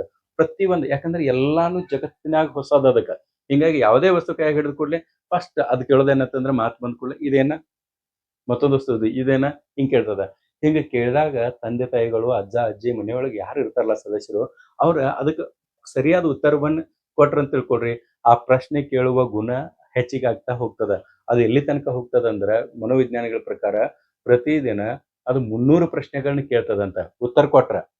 ಮತ್ ನೀವು ಅದನ್ನ ಸ್ವತಂತ್ರವನ್ನ ನೀವು ಕಡಿಮೆ ಮಾಡ್ರಿ ಅಂತ ತಿಳ್ಕೊಡ್ರಿ. ಈಗ ಯಾವ್ದೇ ವಸ್ತು ತಗೊಂಡು ಇದೇನಾ ಅಂತ ಕೇಳಿದಾಗ ಅದನ್ನೇನ್ ಮಾಡ್ತೀವಿ ಇಡು ಅಂತ ಹಿಂಗ್ ಹೇಳ್ರಿ, ಅವಾಗ ಆ ಕ್ವಶನ್ ಕೇಳೋ ಪ್ರವೃತ್ತಿ ಕಡಿಮೆ ಆಗ್ತದ. ಕ್ವಶನ್ ಕೇಳೋ ಪ್ರವೃತ್ತಿ ಕಡಿಮೆ ಆಯ್ತು ಅಂತ ತಿಳ್ಕೊಡ್ರಿ, ಪದಗಳ ಸಂಪತ್ತು ಕಡಿಮೆ ಆಗ್ತದ. ಪದಗಳ ಸಂಪತ್ತು ಕಡಿಮೆ ಆದ್ರೆ ಜ್ಞಾನ ಆಟೋಮೆಟಿಕಲಿ ಕಡಿಮೆ ಆಗ್ತದ. ಅದಕ್ಕೆ ಸಣ್ಣ ಮಕ್ಕಳು ಯಾವುದೇ ಪ್ರಶ್ನೆಗಳನ್ನ ಕೇಳಿದಾಗ ನೀವು ಉತ್ತರ ಹೇಳೋದನ್ನ ರೂಢ ಮಾಡ್ಕೊಳ್ಬೇಕು. ರೂಢ ಮಾಡ್ಕೊಳ್ಬೇಕು ಅನ್ನೋಕ್ಕಿಂತ ಕಂಪಲ್ಸರಿ ನೀವು ಉತ್ತರಿಸಬೇಕು. ಆವಾಗ ಮಕ್ಕಳ ಜ್ಞಾನಾಭಿವೃದ್ಧಿ ಆಗ್ತದ. ಓಕೆ, ಇನ್ನ ಜ್ಞಾಪಕ ಶಕ್ತಿ. ಓಕೆ, ಈ ಜ್ಞಾಪಕ ಶಕ್ತಿ ಹೆಂಗತ್ತಂದ್ರ ನೆನಪಿನ ಶಕ್ತಿ ಇಲ್ಲಿ ತೀವ್ರಗತಿಯಲ್ಲಿ ಹೆಚ್ಚಾಗ್ತದ. ಗೊತ್ತಾಯ್ತಾ? ನೆನಪಿನ ಶಕ್ತಿ ತೀವ್ರಗತಿಯಲ್ಲಿ ಹೆಚ್ಚಾಗ್ತದ. ಆದ್ರ ಇದ ತಾರ್ಕಿಕವಾಗಿರುವುದಿಲ್ಲ. ತಾರ್ಕಿಕದಿಂದ ಕೊಡಂಗಿಲ್ಲ. ತಾರ್ಕ ಅಂತಂದ್ರ ಏನ್ ಹೇಳ್ರಿ? ಯಾವ್ದರ ಈಗ ಉದಾಹರಣೆಗೆ ಹೇಳ್ತಾನ. ನೆನಪಿಟ್ಕೊಳ್ಳೋದ ಈಗ ಒಂದು ಸಾಂಗ್ ಅದ. ಇಲ್ಲಿ ನೆಕ್ಸ್ಟ್ ಅದು ಉದಾಹರಣೆ. ಈಗ ನೋಡ್ರಿ ಸ್ಕೂಲ್ನಾಗ ನರ್ಸರಿದಾಗ ಒಂದ್ ಪ್ರಾಸ ಪದ್ಯಗಳನ್ನ ಹೇಳ್ಕೊಡ್ತಾರ. ಪ್ರಾಸ ಪದ್ಯಗಳ ಅರ್ಥ ಗೊತ್ತಿರಂಗಿಲ್ಲ. ತರ್ಕ ಅಂದ್ರೆ ಏನ್ ಹೇಳ್ರಿ? ಅದ್ರ ಅರ್ಥ ಗೊತ್ತಿರಂಗಿಲ್ಲ. ಬಟ್ ರಿದಮ್ ಮ್ಯಾಗ ಅದನ್ನ ನೆನಪಿಟ್ಕೊಳ್ಳೋದಂತ ಕೆಲಸವನ್ನ ಮಾಡ್ಕೊಳ್ತಾರ. ಈಗ ಇದಕ್ ಹೋದ್ಕೂಡ್ಲೆ ನರ್ಸರಿಗೆ ಹೋದ್ಕೂಡ್ಲೆ ಟ್ವಿಂಕಲ್ ಟ್ವಿಂಕಲ್ ಲಿಟಲ್ ಸ್ಟಾರ್ ಅದು ಏನ್ ಅನ್ನೋದು ಗೊತ್ತಿರಂಗಿಲ್ಲ. ಬಟ್ ಅದೊಂದು ರಿದಮ್ ಇರ್ತದಲ್ಲ. ಇಲ್ಲಿ ಮ್ಯೂಸಿಕ್ ಅದು ಸಿಂಬಾಲ್ ಕೊಡ್ತಾರ ನೋಡಿ. ಆ ರಿದಮ್ ಮ್ಯಾಗ ಆ ಮಕ್ಕಳು ನೆನಪಿಟ್ಕೊಳ್ತಾವ. ಇಂಥವ್ ಬಹಳಷ್ಟು ಹಾಡುಗಳನ್ನ ಸಣ್ಣಗಿರ್ತಾವ ನೆನಪಿಟ್ಕೊಂಡಿರ್ತಾವ. ಅದ್ರ ಅರ್ಥ ಗೊತ್ತಿರಂಗಿಲ್ಲ. ಬಟ್ ಸ್ಕೂಲ್ನಾಗ ಹೇಳಿದಾರ ಅಂತ ತಿಳ್ಕೊಂಡ ಆ ಹಾಡುಗಳೆಲ್ಲಾನು ಕೂಡ ಮಕ್ಕಳಿಗೆ ನೆನಪಿನಲ್ಲಿ ಉಳಿತಾವ. ಗೊತ್ತಾಯ್ತಲ್ಲ? ಇನ್ನ ಮುಂದುವರೆದು ಜ್ಞಾನ ಮತ್ ಯಾವ ಮೂಲಕ ಹೆಚ್ಚಾಗ್ತದ, ಹೆಂಗ್ ಇದಾಗ್ತದ ನೋಡ್ರಿ. ಒಂದು ಸೃಜನಶೀಲತೆ ಮತ್ತು ಸಂಕೇತಗಳ ಕೂಡ ಇದ ಡೆವಲಪ್ ಮಾಡ್ಕೊಳ್ತದ. ಸೃಜನಶೀಲತೆ ಅಂತಂದ್ರೆ ಏನ್ರಿ? ಈ ವಯಸ್ಸಿನ ಮಕ್ಕಳು ಏನಿರ್ತಾವಲ್ಲ, 7ರಿಂದ 6ನೇ ವಯಸ್ಸಿನ ಮಕ್ಕಳು, ಇವ್ರ ಮಣ್ಣು, ಕಡ್ಡಿಗಳು ಮತ್ತು ಇಟ್ಟಿಗೆಗಳಿಂದ ಹೊಸ ಆಟಿಕೆಗಳನ್ನ ತಯಾರಿ ಮಾಡೋದನ್ನ ಕಲಿತಾರ. ಆ ಈಗ ಊರಾಗ ಗಣಪತಿ ಮಾಡಾಕತ್ತಾರ ಅಂತ ತಿಳ್ಕೊಳ್ರಿ. ಅಂದ್ರೆ ಗಣೇಶ ಚತುರ್ಥಿಗೆ ರಾಡಿಯ ಗಣಪತಿಯನ್ನ ಮಾಡ್ಕೊಡ್ತಿರ್ತಾರ. 7ರಿಂದ 6 ವರ್ಷದ ಮಕ್ಕಳು ಹಠ ಮಾಡ್ತಾವ ಮನೆಯೊಳಗೆ. ಏನಂತ? ನಂಗೂ ರಾಡಿ ಬೇಕಂತ ತಿಳ್ಕೊಂಡು. ಯಾಕಂದ್ರ ಆ ಮಣ್ಣಿನಿಂದ ಅವರು ಗಣಪತಿ ಮಾಡೋದನ್ನ ಸ್ಟಾರ್ಟ್ ಮಾಡ್ತಾರೆ. ಯಾಕಂದ್ರೆ ಅವ್ರಿಗೆ ಅದೊಂದು ಆಟ. ಗೊತ್ತಾಯ್ತಲ್ಲ? ಸೊ ಆ ರೀತಿಯ ಆಟಗಳನ್ನ ಮಾಡ್ತಾರೆ. ಗುಡಿಗಳನ್ನ ಕಟ್ತಾರ, ಮನೆಗಳನ್ನ ಕಟ್ತಾರ. ಆಮೇಲೆ ತಮ್ಮ ಅಭಿವ್ಯಕ್ತಿಯನ್ನು ವ್ಯಕ್ತಪಡಿಸುವ ಸಲುವಾಗಿ ಅವರು ಚಿತ್ರಗಳನ್ನು ಕೂಡ ಬಿಡಿಸ್ತಾರ. ಚಿತ್ರಗಳನ್ನು ಕೂಡ ಬಿಡಿಸ್ತಾರ. ಆರಂಭದಾಗ ತಂದೆ, ತಾಯಿ ಇವರ ಚಿತ್ರಗಳನ್ನ ಅದು ಬಿಡಿಸ್ತದೆ. ವಿವಿಧ ಕಲರ್ಗಳನ್ನೆಲ್ಲಾನು ಕೂಡ ಬಳಕೆ ಮಾಡ್ತದೆ. ತಿಳಿತಾ? ಸೊ ಇದು ಏನದಲ್ಲ, ಇದರಿಂದ ಅವ್ರಿಗೆ ಏನಾಗ್ತದೆ ಹೇಳ್ರಿ? ಸೃಜನಶೀಲತೆ. ಆಟಿಕೆಗಳನ್ನ ತಯಾರು ಮಾಡೋದ್ರಿಂದ ಸೃಜನಶೀಲತೆ ಬೆಳಿತದ. ಡಿಫ್ರೆಂಟ್ ಆಗಿ ಏನಾರ ಆಟ ಮಾಡ್ಕೋತ ಕೂತಿರ್ತಾವ. ಅವ್ರಿಗೆ ಯಾರು ಹತ್ತಂಗಿಲ್ಲ. ತಮ್ಮ ತಾವ ಆಟ ಆಡ್ಕೋತ ಕುಂತ್ ಬಿಟ್ಟಿರ್ತಾರ. ಇಲ್ಲಿ ತರ್ಕ ಮತ್ತು ಸಂಕೇತಗಳ ಬಳಕೆಯನ್ನು ಕೂಡ ಮಾಡ್ತಾವ. ಲಾಜಿಕ್ ಅಂಡ್ ಸಿಂಬಾಲ್ಸ್ ಅಂತ ಹೇಳ್ತಿರ್ತೀವಿ. ಅವ್ರದ್ದು ಇಮ್ಯಾಜಿನೇಷನ್ ಪವರ್ ಬ್ಯಾರೆನೇ ಆಗ್ತದ. ಯಾವ್ದಾರೇ ಒಂದು ಇಲ್ಲಿ ನೋಡ್ರಿ ಸಾಂಕೇತಿಕ ಆಟಗಳು ಅಂತಂದ್ರೆ ಸಿಂಬಾಲಿಕ್ ಭೌತಿಕ ವಸ್ತುಗಳನ್ನ ಬೇರೊಂದು ಸಂಕೇತವಾಗಿ ಬಳಸುವುದು ಅಂತಂದಂಗ. ಈಗ ಉದಾಹರಣೆಗೆ ಇಲ್ಲೊಂದು ಕಸಬರಗಿ ತಗೊಂಡಾನ, ಇದನ್ನ ಸ್ಕೂಟರ್ ಟೈಪ್ ಮಾಡ್ಕೊಂಡ್ ಅವ ಆಟ ಆಡ್ಕೊಂತ ಹೊಂಟಿದಾನ.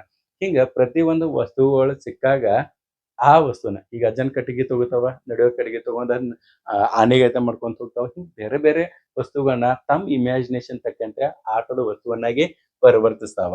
ಆಮೇಲೆ ಭೌತಿಕ ಮತ್ತು ಕೌಟುಂಬಿಕ ಸಂಬಂಧಗಳ ಸಾಮಾಜಿಕ ನೈಜತೆಯ ಅರಿವನ್ನು ಪಡೆದುಕೊಳ್ತಾವ. ಹಂಗಂದ್ರೆ ಏನ್ ಹೇಳ್ರಿ? ಮನೆಯೊಳಗೆ ಇರ್ತಾರಲ್ಲ ಸದಸ್ಯರು, ಆ ಸದಸ್ಯರು ಆಕ್ಚುಲಿ ಯಾರು ಅನ್ನೋದನ್ನ ಅದ ಜ್ಞಾನ ಸಂಪಾದನೆ ಅಥವಾ ಅದ್ರ ನಾಲೆಜ್ ತಕ್ಕಂತೆ ಗೊತ್ತಾಗ್ತದೆ. ಅಜ್ಜ ಅಂದ್ರೆ ಯಾರು, ಅಜ್ಜಿ ಅಂದ್ರೆ ಯಾರು, ತಾತ, ಚಿಕ್ಕಪ್ಪ ಅಂದ್ರೆ ಯಾರು, ಚಿಕ್ಕಮ್ಮ ಅಂದ್ರೆ ಯಾರು, ದೊಡ್ಡಪ್ಪ, ದೊಡ್ಡಮ್ಮ, ಮನೆಯೊಳಗೆ ಅಣ್ಣ, ತಮ್ಮ, ಅಕ್ಕ, ಇವ್ರು ಎಲ್ಲಾರ ಬದ್ಲಿನೂ ಕೂಡ ಅವ್ರಿಗೆ ಕ್ಲಿಯರ್ ಆಗಿ ನಾಲೆಜ್ ಇರ್ತದೆ. ಈ ಇರ್ತದಂದ್ರೆ ಬೆಳೀತದ ಅಂತಂದಂಗೆ. ಗೊತ್ತಾಯ್ತಾ? ಇನ್ನ ಮುಂದುವರೆದು ಜ್ಞಾನಾತ್ಮಕ ಇದು ಮೂರನೇದು ಒಂದು ಅಂಶದ ಸಾಮಾಜಿಕ ವಿಕಾಸ ಅಂತೇಳಿ. ಥರ್ಡ್ ಯಾವುದು? ಸಾಮಾಜಿಕ ವಿಕಾಸ. 2ರಿಂದ 6ನೇ ವರ್ಷದ ಮಕ್ಕಳ ಸಾಮಾಜಿಕ ವಿಕಾಸ ಯಾವ ರೀತಿ ಆಗ್ತದೆ? ಸಾಮಾಜಿಕ ವಿಕಾಸ ಅಂದ್ರೆ ಏನು ಅನ್ನೋದನ್ನ ಮೊದಲು ತಿಳ್ಕೊಳ್ಬೇಕು. ಸಾಮಾಜಿಕ ವಿಕಾಸ ಅಂತಂದ್ರೆ ಸಮಾಜಕ್ಕೆ ಒಪ್ಪಿಗೆ ಆಗುವಂತೆ ವರ್ತಿಸುವುದು ಅಂತಂದ್ರೆ ಇದಕ್ಕೆ ಸಾಮಾಜಿಕ ವಿಕಾಸ. ಮತ್ತೆ ಅದು ಒಪ್ಪಿಗೆ ಆಗುವಂತೆ ವರ್ತಿಸುವುದು ಮತ್ತೆ ಸಮಾಜದ ಜೊತೆಗೆ ಹೊಂದಾಣಿಕೆ ಮಾಡಿಕೊಳ್ಳುವಂತ ಪ್ರಕ್ರಿಯೆ ಏನಿದೆಯಲ್ಲ, ಇದಕ್ಕೆ ನಾವು ಸಾಮಾಜಿಕ ವಿಕಾಸ ಅಂತ ಹೇಳ್ತಿರ್ತೀವಿ. ಇವ್ ಎರಡೂ ಕಾರ್ಯಗಳು ಸಮಾನವಾಗಿ ನಡೆದು ಅಂತ ತಿಳ್ಕೊಳ್ರಿ. ಅವಾಗ ಸ್ವಾಯತ್ತತೆ ಬೆಳಿತದ ಮಗುವಿನಲ್ಲಿ. ತಾಯಿಯ ಅವಲಂಬನೆಯಿಂದ ಈ ಹಂತದಾಗ ಏನೇನಾಗ್ತದೆ ಹೇಳ್ರಿ? 3 ಕೆಲಸಗಳಾಗ್ತಾವ. ಒಂದನೇದು ಸಾಮಾಜಿಕ ನಿರೀಕ್ಷೆಗಳನ್ನ ಅದ ಅರಿತುಕೊಳ್ತದ. ಸಮಾಜಕ್ಕೆ ಒಪ್ಪಿಗೆ ಆಗುವಂತೆ ವರ್ತಿಸೋದನ್ನ ಕಲಿತದ. 2ನೇ ಹಂತದಾಗ ಹೊಂದಾಣಿಕೆ ಆಗೋದನ್ನ ಕಲಿತದ. ಮಾನಸಿಕವಾಗಿ ಮತ್ತು ಸಾಂಸ್ಕೃತಿಕ ಹೊಂದಾಣಿಕೆ ಸಮಾಜ ಜೊತೆಗೆ ಕಲಿತದ 6 ವರ್ಷದ ಮಕ್ಕಳು. ಆಮೇಲೆ ಈ ಹಂತದ ಮಕ್ಕಳು ಸ್ವಾಯತ್ತತೆಯನ್ನ ರೂಢಿಸ್ಕೊಳ್ತಾವ. ತಾಯಿಯ ಅವಲಂಬನೆಯಿಂದ ಹೊರಬಂದು ಸ್ವತಂತ್ರವಾಗಿರುವಿಕೆಯನ್ನ ಕಲಿತಾವ. ಈಗ ನಾನು ಆರಂಭದಲ್ಲಿ ಹೇಳಿದ್ನಲ್ಲ, ಸ್ವತಃ ಹಲ್ಲು ಉಜ್ಜೋದು, ಸ್ವತಃ ಸ್ನಾನ ಮಾಡೋದು, ಬಟ್ಟೆ ಹಾಕೊಳ್ಳೋದು, ಇವೆಲ್ಲಾನು ನಾನ ಮಾಡ್ತಾನ ಅಂತ ಹೇಳಿ ತಾಯಿಯ ಡಿಪೆಂಡೆನ್ಸಿ ಏನಿರ್ತದಲ್ಲ ಅದನ್ನ ಬಿಟ್ಟು ಇಂಡಿಪೆಂಡೆಂಟ್ ಆಗ್ಲಿಕ್ಕೆ ಮಗು ಪ್ರಯತ್ನಗೊಳ್ತದ. ಇದು ಸಾಮಾಜೀಕರಣದ ಮೊದಲ ಹಂತ ಅಂತಂದಂಗೆ. ಓಕೆ, ಇಲ್ಲಿ ಸ್ವಾಯತ್ತತೆಯ ಲಕ್ಷಣ ಅಂತಂದ್ರ ಇಲ್ಲಿ ಡೆಫಿನೇಷನ್ ಅದು ನೋಡ್ರಿ. ಮಗು ಎಲ್ಲವನ್ನು ತಾನೇ ಸ್ವತಂತ್ರವಾಗಿ ಮಾಡಲು ಬಯಸುತ್ತದೆ. ನಾನೇ ಊಟ ಮಾಡುತ್ತೇನೆ, ನಾನೇ ಬಟ್ಟೆ ಹಾಕಿಕೊಳ್ಳುತ್ತೇನೆ ಎಂದು ಹಠ ಮಾಡುವ ಏನದಲ್ಲ, ಇದು ಸ್ವಾಯತ್ತತೆ ಕಡೆಗೆ ಅದನ್ನ ಹೋಗ್ತಾ ಇರ್ತದ ಅಂತ ಹೇಳಿ ನೀವು ತಿಳ್ಕೊಳ್ಬೇಕು. ಓಕೆ, ಇನ್ ನೆಕ್ಸ್ಟ್ ಸಾಮಾಜಿಕರಣ ಮತ್ತೊಂದು ನೋಡ್ರಿ. ಸಾಮಾಜಿಕ ವಿಕಾಸದ ಹೆಂಗ್ ಡೆವಲಪ್ ಆಗ್ತಂದ್ರ ಆರಂಭದಾಗ ಮನಿನ ಅದಕ್ಕೆ ಸಮಾಜ ಇರ್ತದ. ಪುಟ್ಟ ಸಮಾಜ ಅಂತಂದ್ರೆ ಮನೆಯನ್ನ ಇರ್ತದ. ಮನೆಯಾಗಿರುವಂತ ಅಜ್ಜ ಅಜ್ಜಿ ಸಂಬಂಧಗಳ ಕುರಿತು ತಿಳ್ಕೊಂಡಿರ್ತದ. ನಂತರ ಅಲ್ಲಿಂದ ಅದ ಆಟದ ಮೈದಾನಕ್ಕೆ ಹೋಗ್ತದ. ಆಟದ ಮೈದಾನ ಅಂದ್ರೆ ಗ್ರೌಂಡ್ ಅಂತ ಇಮ್ಯಾಜಿನೇಷನ್ ಮಾಡ್ಕೊಬೇಡ್ರಿ. ಮನೆಯ ಸಮೀಪದಲ್ಲಿ ಇರುವಂತ ಒಂದು ಚಿಕ್ಕ ಜಾಗ ಇರಬಹುದು, ಅಥವಾ ಒಂದ್ ಗಾರ್ಡನ್ ಇರಬಹುದು. ಒಂದು ಗಾರ್ಡನ್ ಇತ್ತು ಅಂತ ತಿಳ್ಕೊಡ್ರಿ.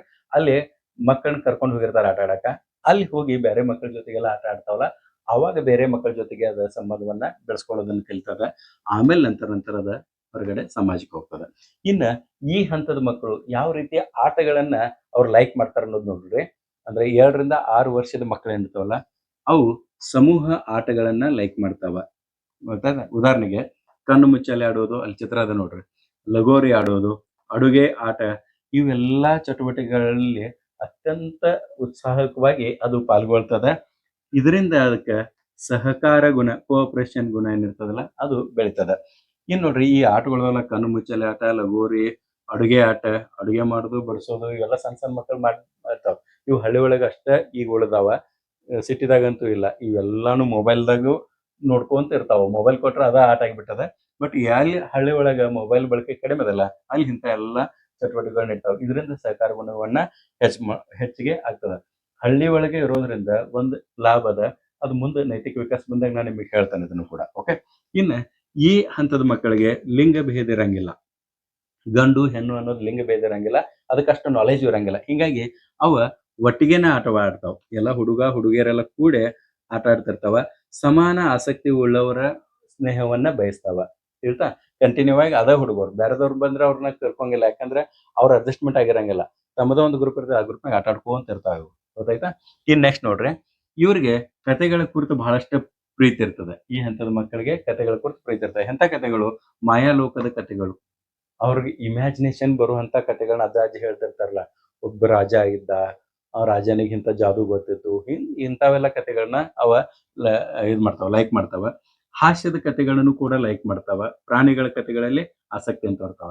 ಒಂದೇ ಕತೆ ಅವ್ರ ನಕ್ಕ ಕೂಡ್ಲೆ ಆ ಕಥೆಯನ್ನು ಮತ್ತೆ ಹೇಳಂತ ಹೇಳ್ತಾವ. ದೊಡ್ಡವ್ರ ಹಂಗಲ್ಲ. ಒಂದ್ ಟೈಮ್ ನಕ್ಕಿದಕ್ಕೆ ಮತ್ತೊಂದ್ಸಲ ನಗಂಗಿಲ್ಲ. ಸಣ್ಣ ಮಕ್ಕಳ ಹಂಗಲ್ಲ. 2ರಿಂದ 6 ವರ್ಷದ ಮಕ್ಕಳಿಗೆ ಒಂದ್ ಕತೆ 100 ಸಲ ಹೇಳ್ರಿ, ಅಷ್ಟ ಸೇಮ ನಗ್ತಾವ. ಅದಕ್ಕೆ ಅದ ಇಂಟ್ರೆಸ್ಟ್. ಮತ್ ಪದೇ ಪದೇ ಅದ ಕಥೆಯನ್ನು ಕೇಳ್ತಿರ್ತಾವ. ಈ ರೀತಿ ಅವರ ಸಾಮಾಜಿಕರನ್ನ ಗೊಳ್ತಿರ್ತಾರ. ಇನ್ ನೆಕ್ಸ್ಟ್ ನೋಡ್ರಿ, ಈ ಹಂತದ ಮಕ್ಕಳು 2ರಿಂದ 6 ವರ್ಷದ ಮಕ್ಕಳು ಇರ್ತಾರಲ್ಲ, ಇವರು ನಾನು ಎಂಬುದರಿಂದ ನಾವು ಎಂಬುದರ ಕಡೆಗೆ ಬರ್ತಾರ. ಹಂಗಂದ್ರೆ ಏನು ಅಂತ ನೀವು ಕೇಳೋರು. ಇದನ್ನ ಪರ್ಫೆಕ್ಟ್ ಆಗಿ ನೆನ್ಪಿಟ್ಕೊಡ್ರಿ. ಕ್ವಶನ್ ಕೂಡ ಬಂದದ. ಆರಂಭದಲ್ಲಿ ಅಂದ್ರೆ ಇದು 2 ವಯಸ್ಸಿನಿಂದ 6ನೇ ವಯಸ್ಸಿನ ತನಕ ಅವಧಿ ಅದ. ಆರಂಭದಾಗ 2, 3 ವರ್ಷದ ತನಕ ಅಥವಾ 4ನೇ ವರ್ಷದ ಅರ್ಧ ಭಾಗ ತನಕ ಮಕ್ಕಳು ಎಲ್ಲಾನು ಕೂಡ ಅಹಂ ಕೇಂದ್ರಿತ ಪ್ರವೃತ್ತಿ ಉಳ್ಳವರಾಗಿರ್ತಾರ. ನೆನ್ಪಿಟ್ಕೊಳ್ರಿ, ಅಹಂ ಕೇಂದ್ರಿತ ಪ್ರವೃತ್ತಿ ಉಳ್ಳವರಾಗಿರ್ತಾರ. ಇದಕ್ಕೆ ಈಗೋ ಸೆಂಟ್ರಿಸಮ್ ಅಂತ ಹೇಳಿ ಇಂಗ್ಲಿಷ್ನಾಗ ಕರೀತಾರ. ಈಗೋ ಸೆಂಟ್ರಿಸಮ್ ಅಂತ ಹೇಳಿ ಕರೀತಾರ. ಅಹಂ ಕೇಂದ್ರಿತ ಪ್ರವೃತ್ತಿ ಉಳ್ಳವರಿರ್ತಾರ. ಅಹಂ ಕೇಂದ್ರಿತ ಪ್ರವೃತ್ತಿ ಅಂತಂದ್ರೆ ಏನ್ ಹೇಳ್ರಿ? ನಾನು ಅನ್ನೋದು ಫಸ್ಟ್. ಇದು ನಾನು, ಇದು ನನಗೆ ಸೇರ್ಬೇಕು, ಇವೆಲ್ಲಾ ಆಟದ ಸಾಮಗ್ರಿಗಳು ನನ್ನನ್ನ, ಇವು ಬೇರೆದವ್ರಿಗೆ ಕೊಡಂಗಿಲ್ಲ ಅನ್ನೋ ಮನಸ್ಥಿತಿಯನ್ನು ಬೆಳೆಸ್ಕೊಂತಾವ. ಎಲ್ಲರೂ ನನ್ನನ್ನೇ ಗಮನಿಸಬೇಕು ಎಂಬ ಮನಸ್ಥಿತಿ ಇರ್ತದೆ. ಯಾಕಂದ್ರೆ ತಂದೆ ತಾಯಿಗಳ ಕಟ್ಟುನಿಟ್ಟಾದ ಬಂಧನದಲ್ಲಿ ಅದೇ ಇರ್ತದ. ಅದು ಕಂಟಿನ್ಯೂಸ್ ಆಗಿ ಎಲ್ಲಾ ವಸ್ತುಗಳನ್ನ ನೀವು ಈ ವಯಸ್ಸಿನ ಮಕ್ಕಳಿಗೆ ಯಾವಾಗಲೇ ಅರ್ಲಿ ಸ್ಟೇಜ್ನಾಗ 2, 3, 4ನೇ ವಯಸ್ಸದ ಮಧ್ಯಭಾಗ ತನಕ ನೀವು ಎಷ್ಟ ವಸ್ತುಗಳನ್ನ ತಂದ್ಕೊಡ್ರಿ, ಅದೆಲ್ಲ ನಂದು ಅಂತ ಹೇಳಿ ಇಟ್ಕೊಳ್ತದ. ಅದ್ರದ್ದೇ ಇರ್ತದ. ಅದೇನ್ ಪ್ರಾಬ್ಲಮ್ ಇಲ್ಲ.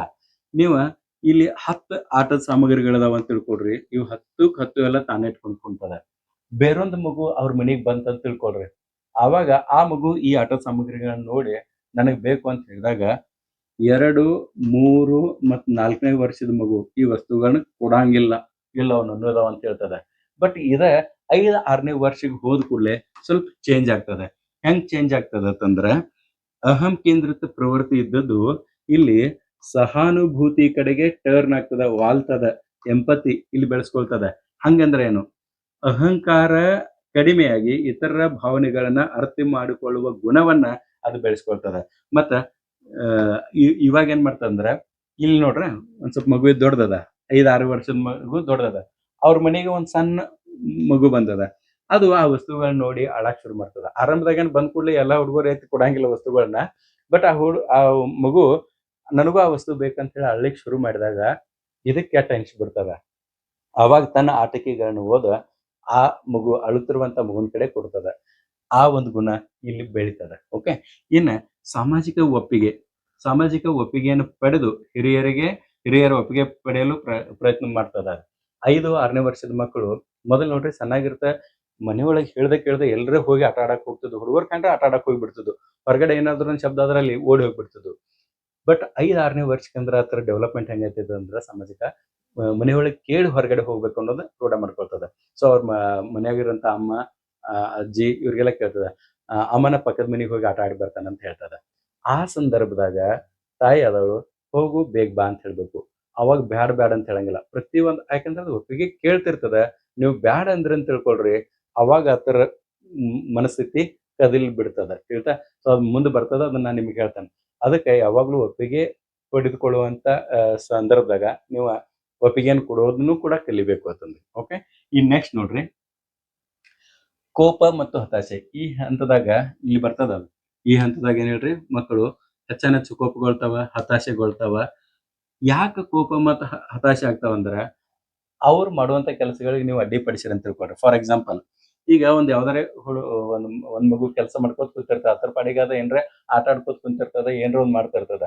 ಅದ್ರಾಗ ಅನ್ನೆಸರಿ ಹಿರಿಯರು ಏನ್ ಮಾಡ್ತಾರ ಹೇಳ್ರಿ, ಹಸ್ತಕ್ಷೇಪ ಮಾಡ್ತಾರ. ಹಂಗ ಹಸ್ತಕ್ಷೇಪ ಮಾಡಿದಾಗ ಅದಕ್ಕೆ ಏನಾಗ್ತದ ಹೇಳ್ರಿ, ಬೇಜಾರಾಗಿ ಬಿಡ್ತದ. ಆಯ್ತಾ? ಮತ್ ಪದೇ ಪದೇ ದೊಡ್ಡವರು ಅದು ಬೇಡ, ಇಲ್ಲ ಇಂಥವ್ ಶಬ್ದಗಳನ್ನ ಬಳಕೆ ಮಾಡಂಗಿಲ್ಲ.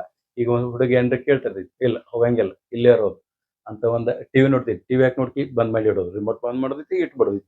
ಈ ರೀತಿ ಬರೇ ಆ ಹುಡುಗರಿಗೆ ಆ ಮಾಡೋ ಕೆಲಸಗಳಿಗೆ ನೀವು ಅಡ್ಡಿಪಡಿಸ್ತಿರ್ತಾರ ತಿಳ್ಕೊಳ್ರಿ. ಅವಾಗ ಮಗು ಏನ್ ಮಾಡ್ತದ, ಮಗುವಿನ ಕೆಲಸಗಳಿಗೆ ಎಲ್ಲಾನು ನೀವು ಅಡ್ಡಿಪಡಿಸ್ಕತ್ತರ ಅಂತ ತಿಳ್ಕೊಳ್ರಿ. ಅದು ಈ 2 ಕಾರಣಗಳಿಂದಾಗಿ. ಯಾವ 2 ಕಾರಣ ಹೇಳ್ರಿ? ಒಂದು, ಹಿರಿಯರ ಹಸ್ತಕ್ಷೇಪ ಮತ್ತು ಮಕ್ಕಳ ಕೆಲಸಗಳಿಗೆ ಅಡ್ಡಿಪಡಿಸುವಿಕೆಯಿಂದ ಆ ಮಗು ಹತಾಶೆಗೊಳಗಾಗ್ತದ. ಹತಾಶೆ ಅಂತಂದ್ರೆ ಫ್ರಸ್ಟ್ರೇಷನ್ ಅಂತಂದ, ತೀವ್ರ ನಿರಾಶೆ ಮತ್ತು ಒಂಟಿತನ ಒಂದೇ ಇರಕ್ ಶುರು ಮಾಡ್ತದ ಮತ್ತು ಅತಿ ನಿರಾಶೆ ಆಗಿಬಿಡ್ತದ.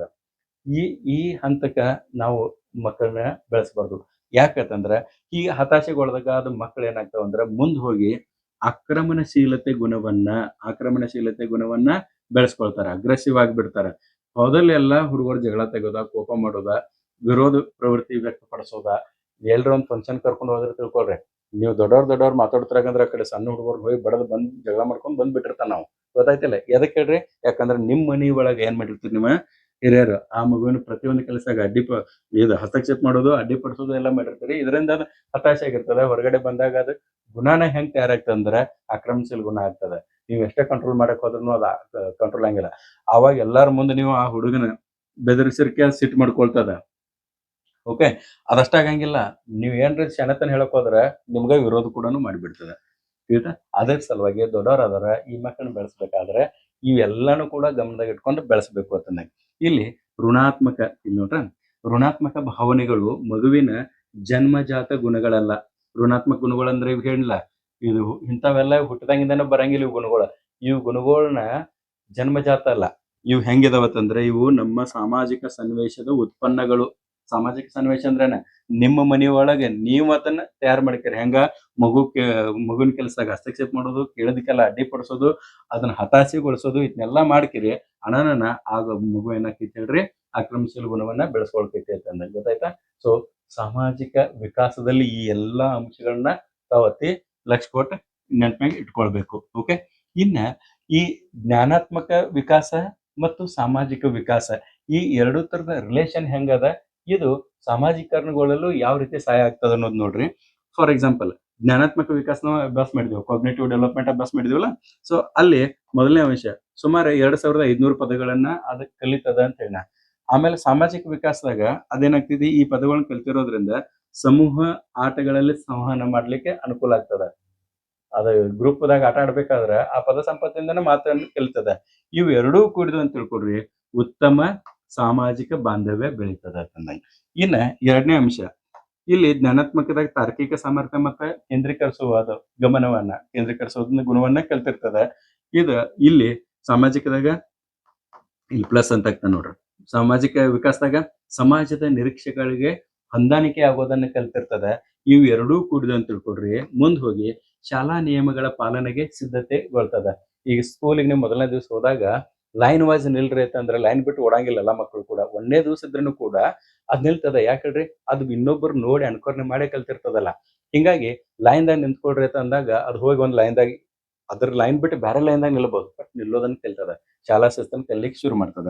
ಇನ್ನ ಸೃಜನಶೀಲತೆ ಮತ್ತು ಕಲ್ಪನಾ ಶಕ್ತಿ ಇವು ಜ್ಞಾನಾತ್ಮಕ ವಿಕಾಸದಾಗ ಡೆವಲಪ್ ಆಗಿರ್ತಾವ. ಇಲ್ಲಿ ಸಾಮಾಜಿಕದಾಗ ನೋಡ್ರಿ ಪ್ಲಸ್ ಕತೆಗಳನ್ನ ಕೇಳೋದು ಮತ್ತ ಆ ಕಥೆಯನ್ನು ಬೇರೆದವ್ರಿಗೆ ಹೇಳೋದು ಮಾಡಿರ್ತದ. ಇವು ಎರಡೂ ಕೂಡಿದ ಅಂತ ತಿಳ್ಕೊಳ್ರಿ ಸಹಾನುಭೂತಿ ಮತ್ತು ನೈತಿಕತೆಗೆ ಒಂದು ಅಡಿಪಾಯವನ್ನು ಹಾಕಿದಂಗೆ ಆಗ್ತದೆ. ಹಿಂಗಾಗಿ ಸಾಮಾಜಿಕ ಜ್ಞಾನಾತ್ಮಕ ಮತ್ತು ಸಾಮಾಜಿಕ ಇವು ಏನದಾವಲ್ಲ ಇವು ಒಂದಕ್ಕೊಂದ ಇಂಟರ್ ರಿಲೇಷನ್ ಅದಾವ. ಪ್ರತಿಯೊಂದು ಕೂಡ ದೈಹಿಕವಾಗಿ ನಾವು ಎಲ್ಲಾ ಸಾಮರ್ಥ್ಯಗಳನ್ನ ಗತಿಶೀಲ ಸಾಮರ್ಥ್ಯಗಳನ್ನ ನಾವು ಬೆಳೆಸ್ಕೊಂಡಿದ್ರೆ ಉತ್ತಮ ಜ್ಞಾನಾತ್ಮಕ ಬೆಳವಣಿಗೆ ಆಗ್ತದೆ. ಉತ್ತಮ ಜ್ಞಾನಾತ್ಮಕ ಬೆಳವಣಿಗೆ ಆದ್ರೆ ಸಾಮಾಜಿಕ ಹೊಂದಾಣಿಕೆ ಆಗ್ತದೆ. ಇವು ಸಾಮಾಜಿಕ ಹೊಂದಾಣಿಕೆ ಆದ್ರೆ ಸಂವೇಗಾತ್ಮಕ ಸಂವೇಗಗಳು ಕಂಟ್ರೋಲ್ದಾಗ ಬರ್ತಾವ. ನೈತಿಕ ವಿಕಾಸ ಆಗ್ತದೆ. ಹಿಂಗೆ ಒಂದಕ್ಕೊಂದು ಇವು ಇಂಟರ್ ರಿಲೇಷನ್ ಇದಾವ. ಇನ್ನು ಮುಂದುವರೆದ್ ನಾವು ಇದಕ್ಕೆ ಸಂಬಂಧಪಟ್ಟಂತೆ ಶಬ್ದಗಳು ಕೆಲವೊಂದಿಷ್ಟು ಹೊಸ ಶಬ್ದಗಳದಾವ. ಈ ಶಬ್ದಗಳನ್ನ ತಾವ ನೆನಪಾಗಿ ಇಟ್ಕೊಳ್ಬೇಕು. ಇದ್ರ ಕುರಿತು ಒಂದೇ ಶಬ್ದ ಹೇಳ್ತಾ ನೋಡ್ರಿ. ಕಾಗ್ನೇಟಿವ್ ಅನ್ನೋ ಶಬ್ದ ಅದ ಜ್ಞಾನಾತ್ಮಕ. ಓಕೆ, ಈ ಜ್ಞಾನಾತ್ಮಕ ಅಥವಾ ಕಾಗ್ನೇಟಿವ್ ಇದಕ್ಕೆ ಶಬ್ದಗಳು ಯಾವ ಅಲ್ಟರ್ನೇಟಿವ್ ಶಬ್ದಗಳು ಇಲ್ಲಿ ನೋಡ್ರಿ. ಕನ್ನಡಕ್ಕೆ ಸಂಬಂಧಪಟ್ಟಂತೆ ಜ್ಞಾನಾತ್ಮಕ ವಿಕಾಸ ಅನ್ನೋದಕ್ಕ ಮಾನಸಿಕ ವಿಕಾಸ ಅಂತ ಹೇಳಿ ಕರಿತಾರ, ಬೌದ್ಧಿಕ ವಿಕಾಸ ಅಂತ ಹೇಳಿ ಕರಿತಾರ. ಇಂಗ್ಲಿಷ್ನಾಗ ಕಾಗ್ನೇಟಿವ್ ಅಂತ ಹೇಳಿ ಕರಿತೀವಿ. ಆಮೇಲೆ ಇದು ಎದಕ್ಕೆ ಸಂಬಂಧಿಸಿತ್ತೆ ಅಂದ್ರೆ ಬುದ್ಧಿಶಕ್ತಿ, ಆಲೋಚನೆ ಮತ್ತು ಕಲಿಯುವ ಸಾಮರ್ಥ್ಯಕ್ಕೆ ಸಂಬಂಧಿಸಿದ್ದಾಗ್ಯದ ಕಾಗ್ನೇಟಿವ್ ಶಬ್ದ. ಇನ್ನು ಎರಡನೇ ಶಬ್ದ ಅಟೋನಾಮಿ, ಸ್ವಾಯತ್ತತೆ, ಸ್ವತಂತ್ರವಾಗಿ ತಾನೇ ಕೆಲಸ ಮಾಡಬೇಕು ಎಂಬ ಭಾವನೆಯನ್ನ ಬೆಳೆಸ್ಕೊಳ್ತದೆ. ಓಕೆ, ಇನ್ನು ಮೂರನೇ ಶಬ್ದ ನೋಡ್ರಿ ಈಗೋಸೆಂಟ್ರಿಸಮ್, ಅಹಂ ಕೇಂದ್ರಿತ ಪ್ರವೃತ್ತಿ ಅಂತಂದಂಗೆ ಎಲ್ಲವೂ ನನಗೇ ಸೇರಬೇಕು, ನನ್ನದೇ ಸರಿ ಎಂಬ ಪ್ರವೃತ್ತಿ. ಮತ್ ನಾಲ್ಕನೇದು ಎಂಪತಿ ಅಂತಂದ್ರೆ ಸಹಾನುಭೂತಿ, ಬೇರೆಯವರ ಕಷ್ಟವನ್ನು ತನ್ನ ಕಷ್ಟವೆಂದು ಅರ್ಥ ಮಾಡಿಕೊಳ್ಳೋದು. ಈ 4 ಶಬ್ದಗಳು ಇವತ್ತಿನ ನಮ್ಮ ಪೀರಿಯಡ್ದಾಗ ಇವು ಪದೇ ರಿಪೀಟ್ ಆಗಿದಾವ. ಇವ್ ಅರ್ಥ ನಿಮ್ಗೆ ಗೊತ್ತಿರಲಿ. ಮತ್ತೆ ನೀವು ಶಿಕ್ಷಕರ ಆದಂತವ್ರು ನೀವು ಅಥವಾ ಶಿಕ್ಷಕರಾಗಲು ಬಯಸಿದಂತ ತಾವು ಏನ್ ಮಾಡ್ಬೇಕಂತಂದ್ರ ನಿಮಗ್ ಒಂದು ಪಾಠ ಅದ. ಇಲ್ಲಿ ಏನ್ ಪಾಠ ಅದಂದ್ರ ಒಂದೇದು ಮಕ್ಕಳನ್ನು ಗೌರವಿಸೋದನ್ನ ಕಲಿಬೇಕು. ಯಾವುದೇ ಮಗು ಏನೇ ಹೇಳಕತ್ರನು ಕೂಡ ನೀವು ಅದನ್ನ ಅರ್ಧಕ್ಕೆ ನಿಲ್ಲಿಸ್ಬೇಡ್ರಿ. ನೀವು ಒಮ್ಮೆ ಅರ್ಧ ಕಲಿಸಿರ ಅಂದ್ರ ಅದ್ ಮತ್ತೆ ನಿಮ್ಮ ಸಮೀಪ ಬರಂಗಿಲ್ಲ, ನಿಮ್ನ ಏನೂ ಕೇಳಂಗಿಲ್ಲ. ಅದಕ್ಕ ನೀವು ಗೌರವಿಸ್ತೀರ ಅನ್ನೋದು ಗೊತ್ತಾಯ್ತು, ಅದಕ್ಕೆ ರೆಸ್ಪೆಕ್ಟ್ ಕೊಡ್ತೀರ, ಅದ್ರ ಮಾತುಗಳನ್ನ ಕೇಳ್ತೀರ ಅನ್ನೋದು ಗೊತ್ತಾದ್ರೆ ಆ ಮಗು ಪದೇ ನಿಮ್ ಕಡೆ ಬರ್ತದೆ, ನಿಮ್ಮನ್ನ ಫೇವ್ರೇಟ್ ಮಾಡ್ಕೊಳ್ತದ. ಅದಕ್ಕೆ ಗೌರವಿಸೋದನ್ನ ಕೇಳ್ರಿ. ಮತ್ತೆ ಅವ್ರು ಕೇಳುವಂತ 300 ಪ್ರಶ್ನೆಗಳು, ಈ 300 ಪ್ರಶ್ನೆ ಕೇಳ್ಬೇಕಂಗ್ ಡೆವಲಪ್ ನೀವು ಮಾಡೋದು. ಅದೇನ್ ಮಾಡ್ತೀವಿ, ಸುಮ್ಮನೆ ಹಿಂಗಿರ್ ಸ್ಕೂಲ್ ಕಡಿಮೆ ಮತ್ ಜೈಲ್ ಹೆಚ್ಚ ಮಾಡ್ರಿ ಅಂತ ತಿಳ್ಕೊಳ್ರಿ. ಮಕ್ಕಳು ನಿಮ್ ಸಮೀಪ ಬರಂಗಿಲ್ಲ, ಆಮೇಲೆ ನಿಮ್ಮನ್ನ ಲೈಕು ಮಾಡಂಗಿಲ್ಲ. ಅದಕ್ಕೆ ಟೀಚರ್ ಆದವ್ರು ಅವ್ರೆಲ್ಲಾ ಪ್ರಶ್ನೆಗಳು ಉತ್ತರಿಸೋದನ್ನ ರೂಢ ಮಾಡ್ರಿ. ಅವ್ರ ಮನೆಯೊಳಗೆ ಕೆಲವೊಂದ್ಸಲ ಮನೆಯೊಳಗೆ ಸ್ಟ್ರಿಕ್ಟ್ ವಾತಾವರಣ ಇರ್ತದ. ಬಟ್ ಸ್ಕೂಲ್ನಾಗ ಮಗು ಭಾಳ ಡೆವಲಪ್ ಆಗಿರ್ತದೆ. ಯಾಕಂದ್ರೆ ಅಲ್ಲಿ ಸರ್ಗಳು ಅವ್ರಿಗೆ ಸರಿ ಸಿಕ್ಕಿರ್ತಾರೆ. ಒಬ್ಬ ಶಿಕ್ಷಕ ಮಗುವಿನ ಭವಿಷ್ಯನ ಬದಲಾಯಿಸೋ ಕೆಪಾಸಿಟಿ ಅವನಿಗೆ ಅಷ್ಟೇ ಅದ. ಅದ್ರ ಸಲುವಾಗಿ ನೀವು ಅವ್ರು ಕೇಳುವಂತ 300 ಪ್ರಶ್ನೆಗಳಿಗೆ 300 ಕೇಳ್ತಾವಂತಲ್ಲ, ಅದನ್ನ ಡೆವಲಪ್ ನೀವೇ ಮಾಡೋದದ. ಓಕೆ, ಅಂತ ತಾಳ್ಮೆಯಿಂದ ಉತ್ತರಿಸೋ ಕೆಲಸ ಮಾಡ್ಬೇಕು. ಆಮೇಲೆ ನೆಕ್ಸ್ಟ್ ಮನ್ಯಾಗ ತಂದೆ ತಾಯಿಗಳು ಮಾಡಿದಂಗೆ ನೀವು ಅಷ್ಟು ಮಾಡ್ಬೇಡ್ರಿ. ಹಸ್ತಕ್ಷೇಪ ಮಾಡಂಗಿಲ್ಲ. ಅತಿಯಾಗಿ ನಿಯಂತ್ರಿಸಕ್ ಹೋದ್ರ ಅಂತ ತಿಳ್ಕೊಡ್ರಿ ಮಕ್ಕಳ ಕೋಪ ಮತ್ತು ಹತಾಶೆಗೆ ಗುರಿ ಆಗ್ತಾವ. ತಿಳಿತಾ? ಇನ್ನು ಮೂರನೇದು ಸ್ವತಂತ್ರವನ್ನು ನೀಡಬೇಕು. ನೀವು ಆ ಮಕ್ಕಳ ಕೆಲಸಗಳಿಗೆ ಸ್ವತಂತ್ರವನ್ನು ನೀಡ್ರಿ. ನಾ ಬರದನ್ ಹಿಂಗ ಬರೀರಿ, ಹಿಂಗ ಇದು ಬಾಳ ಮಂದಿ ಇರ್ತಾರ. ಈಗ ಅನ್ನೋದು ಹಿಂಗ್ ಬರ್ದಿರ್ತಾರ, ಇದನ್ನ ಹಿಂಗ ಬರಿಬೇಕು ಅನ್ನೋದು ಬಹಳ ಕಂಡೀಷನ್ ಮಾಡ್ತಾರ. ಆ ಮಗು ಹಿಂಗ್ ಬರಿವತ್ತಾಗ ಇದು ಆಯ್ತೋ ಇಲ್ಲ, ಅದನ್ನ ಬಿಟ್ಟು ಅದನ್ನ ಬರೇ ಇದ್ರಾಗ ಹೆಚ್ಚು ಟೈಮ್ ಹಾಕಿ ಅದನ್ನ ರೂಲ್ಸ್ ರೆಗ್ಯುಲೇಷನ್ ಮಾಡಿ ಅದ್ ಮುಂದಿನ ಕಲಿಕೆಗೆ ಅಡ್ಡಿಪಡಿಸೋರು ಸರ್ಗಳ ಇರ್ತಾರ. ಅದಕ್ಕೆ ಬಹಳ ಹಸ್ತಕ್ಷೇಪ, ಹ್ಯಾಂಡ್ ರೈಟಿಂಗ್ ಆಗೈತು, ಒಂದ್ ಕಲಿಯೋ ಪದ್ಧತಿದಾಗೈತು, ಬಾಳ ಬದಲಾಯಿಸ್ಕೋಬೇಡ್ರಿ. ಬಟ್ ಅವ್ನ್ ಸರಿಯಾಗಿ ಕಲಿತಾನೋ ಇಲ್ಲೋ ಅದನ್ನಷ್ಟೇ ನೀವು ಅಬ್ಸರ್ವ್ ಮಾಡೋದದ. ಓಕೆ, ಸೊ ಪ್ರೀತಿಯ ಮಾರ್ಗದರ್ಶನ ನಿಮ್ದು ಇರ್ಲಿ. ಆಮೇಲೆ ಅದರಿಂದ ಅವ್ರಿಗೆ ಆತ್ಮವಿಶ್ವಾಸ ಹೆಚ್ಚಿಸ್ಲಿಕ್ಕೆ ಕಾರಣ ಆಗ್ತದೆ. ಸೊ ಟೀಚರ್ ಆದವ್ರು ಇದನ್ನೆಲ್ಲ ಮಾಡ್ಬೇಕು. ಇದೆಲ್ಲಾನು ಎದಕ್ಕೆ ಹೇಳ್ತಾನಂದ್ರೆ ಇತ್ತೀಚಿನ ಪ್ರಶ್ನೆ ಪತ್ರಿಕೆಗಳೇ ಅನ್ವಯಿಕ ಪ್ರಶ್ನೆಗಳು ಅಂತ ಏನ್ ಕೇಳತ್ತಾರಲ್ಲ, ಅವು ಇದ ಬೇಸ್ ಮ್ಯಾಗೆ ಕೇಳತ್ತಾರ. ಅದ್ರ ಸಲುವಾಗಿ ಇದನ್ನು ಕೂಡ ನಾನು ನಿಮಗೆ ಹೇಳ್ತಾ ಇದ್ದೇನೆ. ಓಕೆ, ಇನ್ ನೆಕ್ಸ್ಟ್ ಈ ಒಂದು ಅವಧಿ ಒಳಗ ನಾವು 3 ಅಂಶಗಳನ್ನ ನಾವು ಕಲ್ತಂತಾಗ್ಯದ. ಯಾವ್ದ್ರಿ? ಒಂದೇದು ಭೌತಿಕ ವಿಕಾಸ ಅಂದ್ರೆ ದೈಹಿಕ ವಿಕಾಸದ ಕುರಿತು ನೋಡಿದೀವಿ. ಆಮೇಲೆ ಎರಡನೇದು ಜ್ಞಾನಾತ್ಮಕ ವಿಕಾಸ, ಮೂರನೇದು ಸಾಮಾಜಿಕ ವಿಕಾಸ. ಇಲ್ಲಿ ಪೂರ್ವ ಬಾಲ್ಯಾವಸ್ಥೆಯ 2 ಅಂಶಗಳ ಕುರಿತು ಒಂದ್ ಸ್ವಲ್ಪ ರಿವಿಷನ್ ಮಾಡೋಣ. ಏನಂತಂದ್ರೆ ಇನ್ನು ಕೆಲವೊಂದಿಷ್ಟು ಅಂಶಗಳು ಅದಾವ ನೋಡ್ರಿ. ಫಸ್ಟ್ ಜ್ಞಾನಾತ್ಮಕ ವಿಕಾಸ, ಇದು ಎರಡನೇದು. ಈ ಜ್ಞಾನಾತ್ಮಕ ವಿಕಾಸಕ್ಕೆ ಸಂಬಂಧಿಸಿದಂತೆ ಏನೇನ್ ನಾವು ಕಲ್ತು ಅನ್ನೋದು ನೋಡ್ರಿ.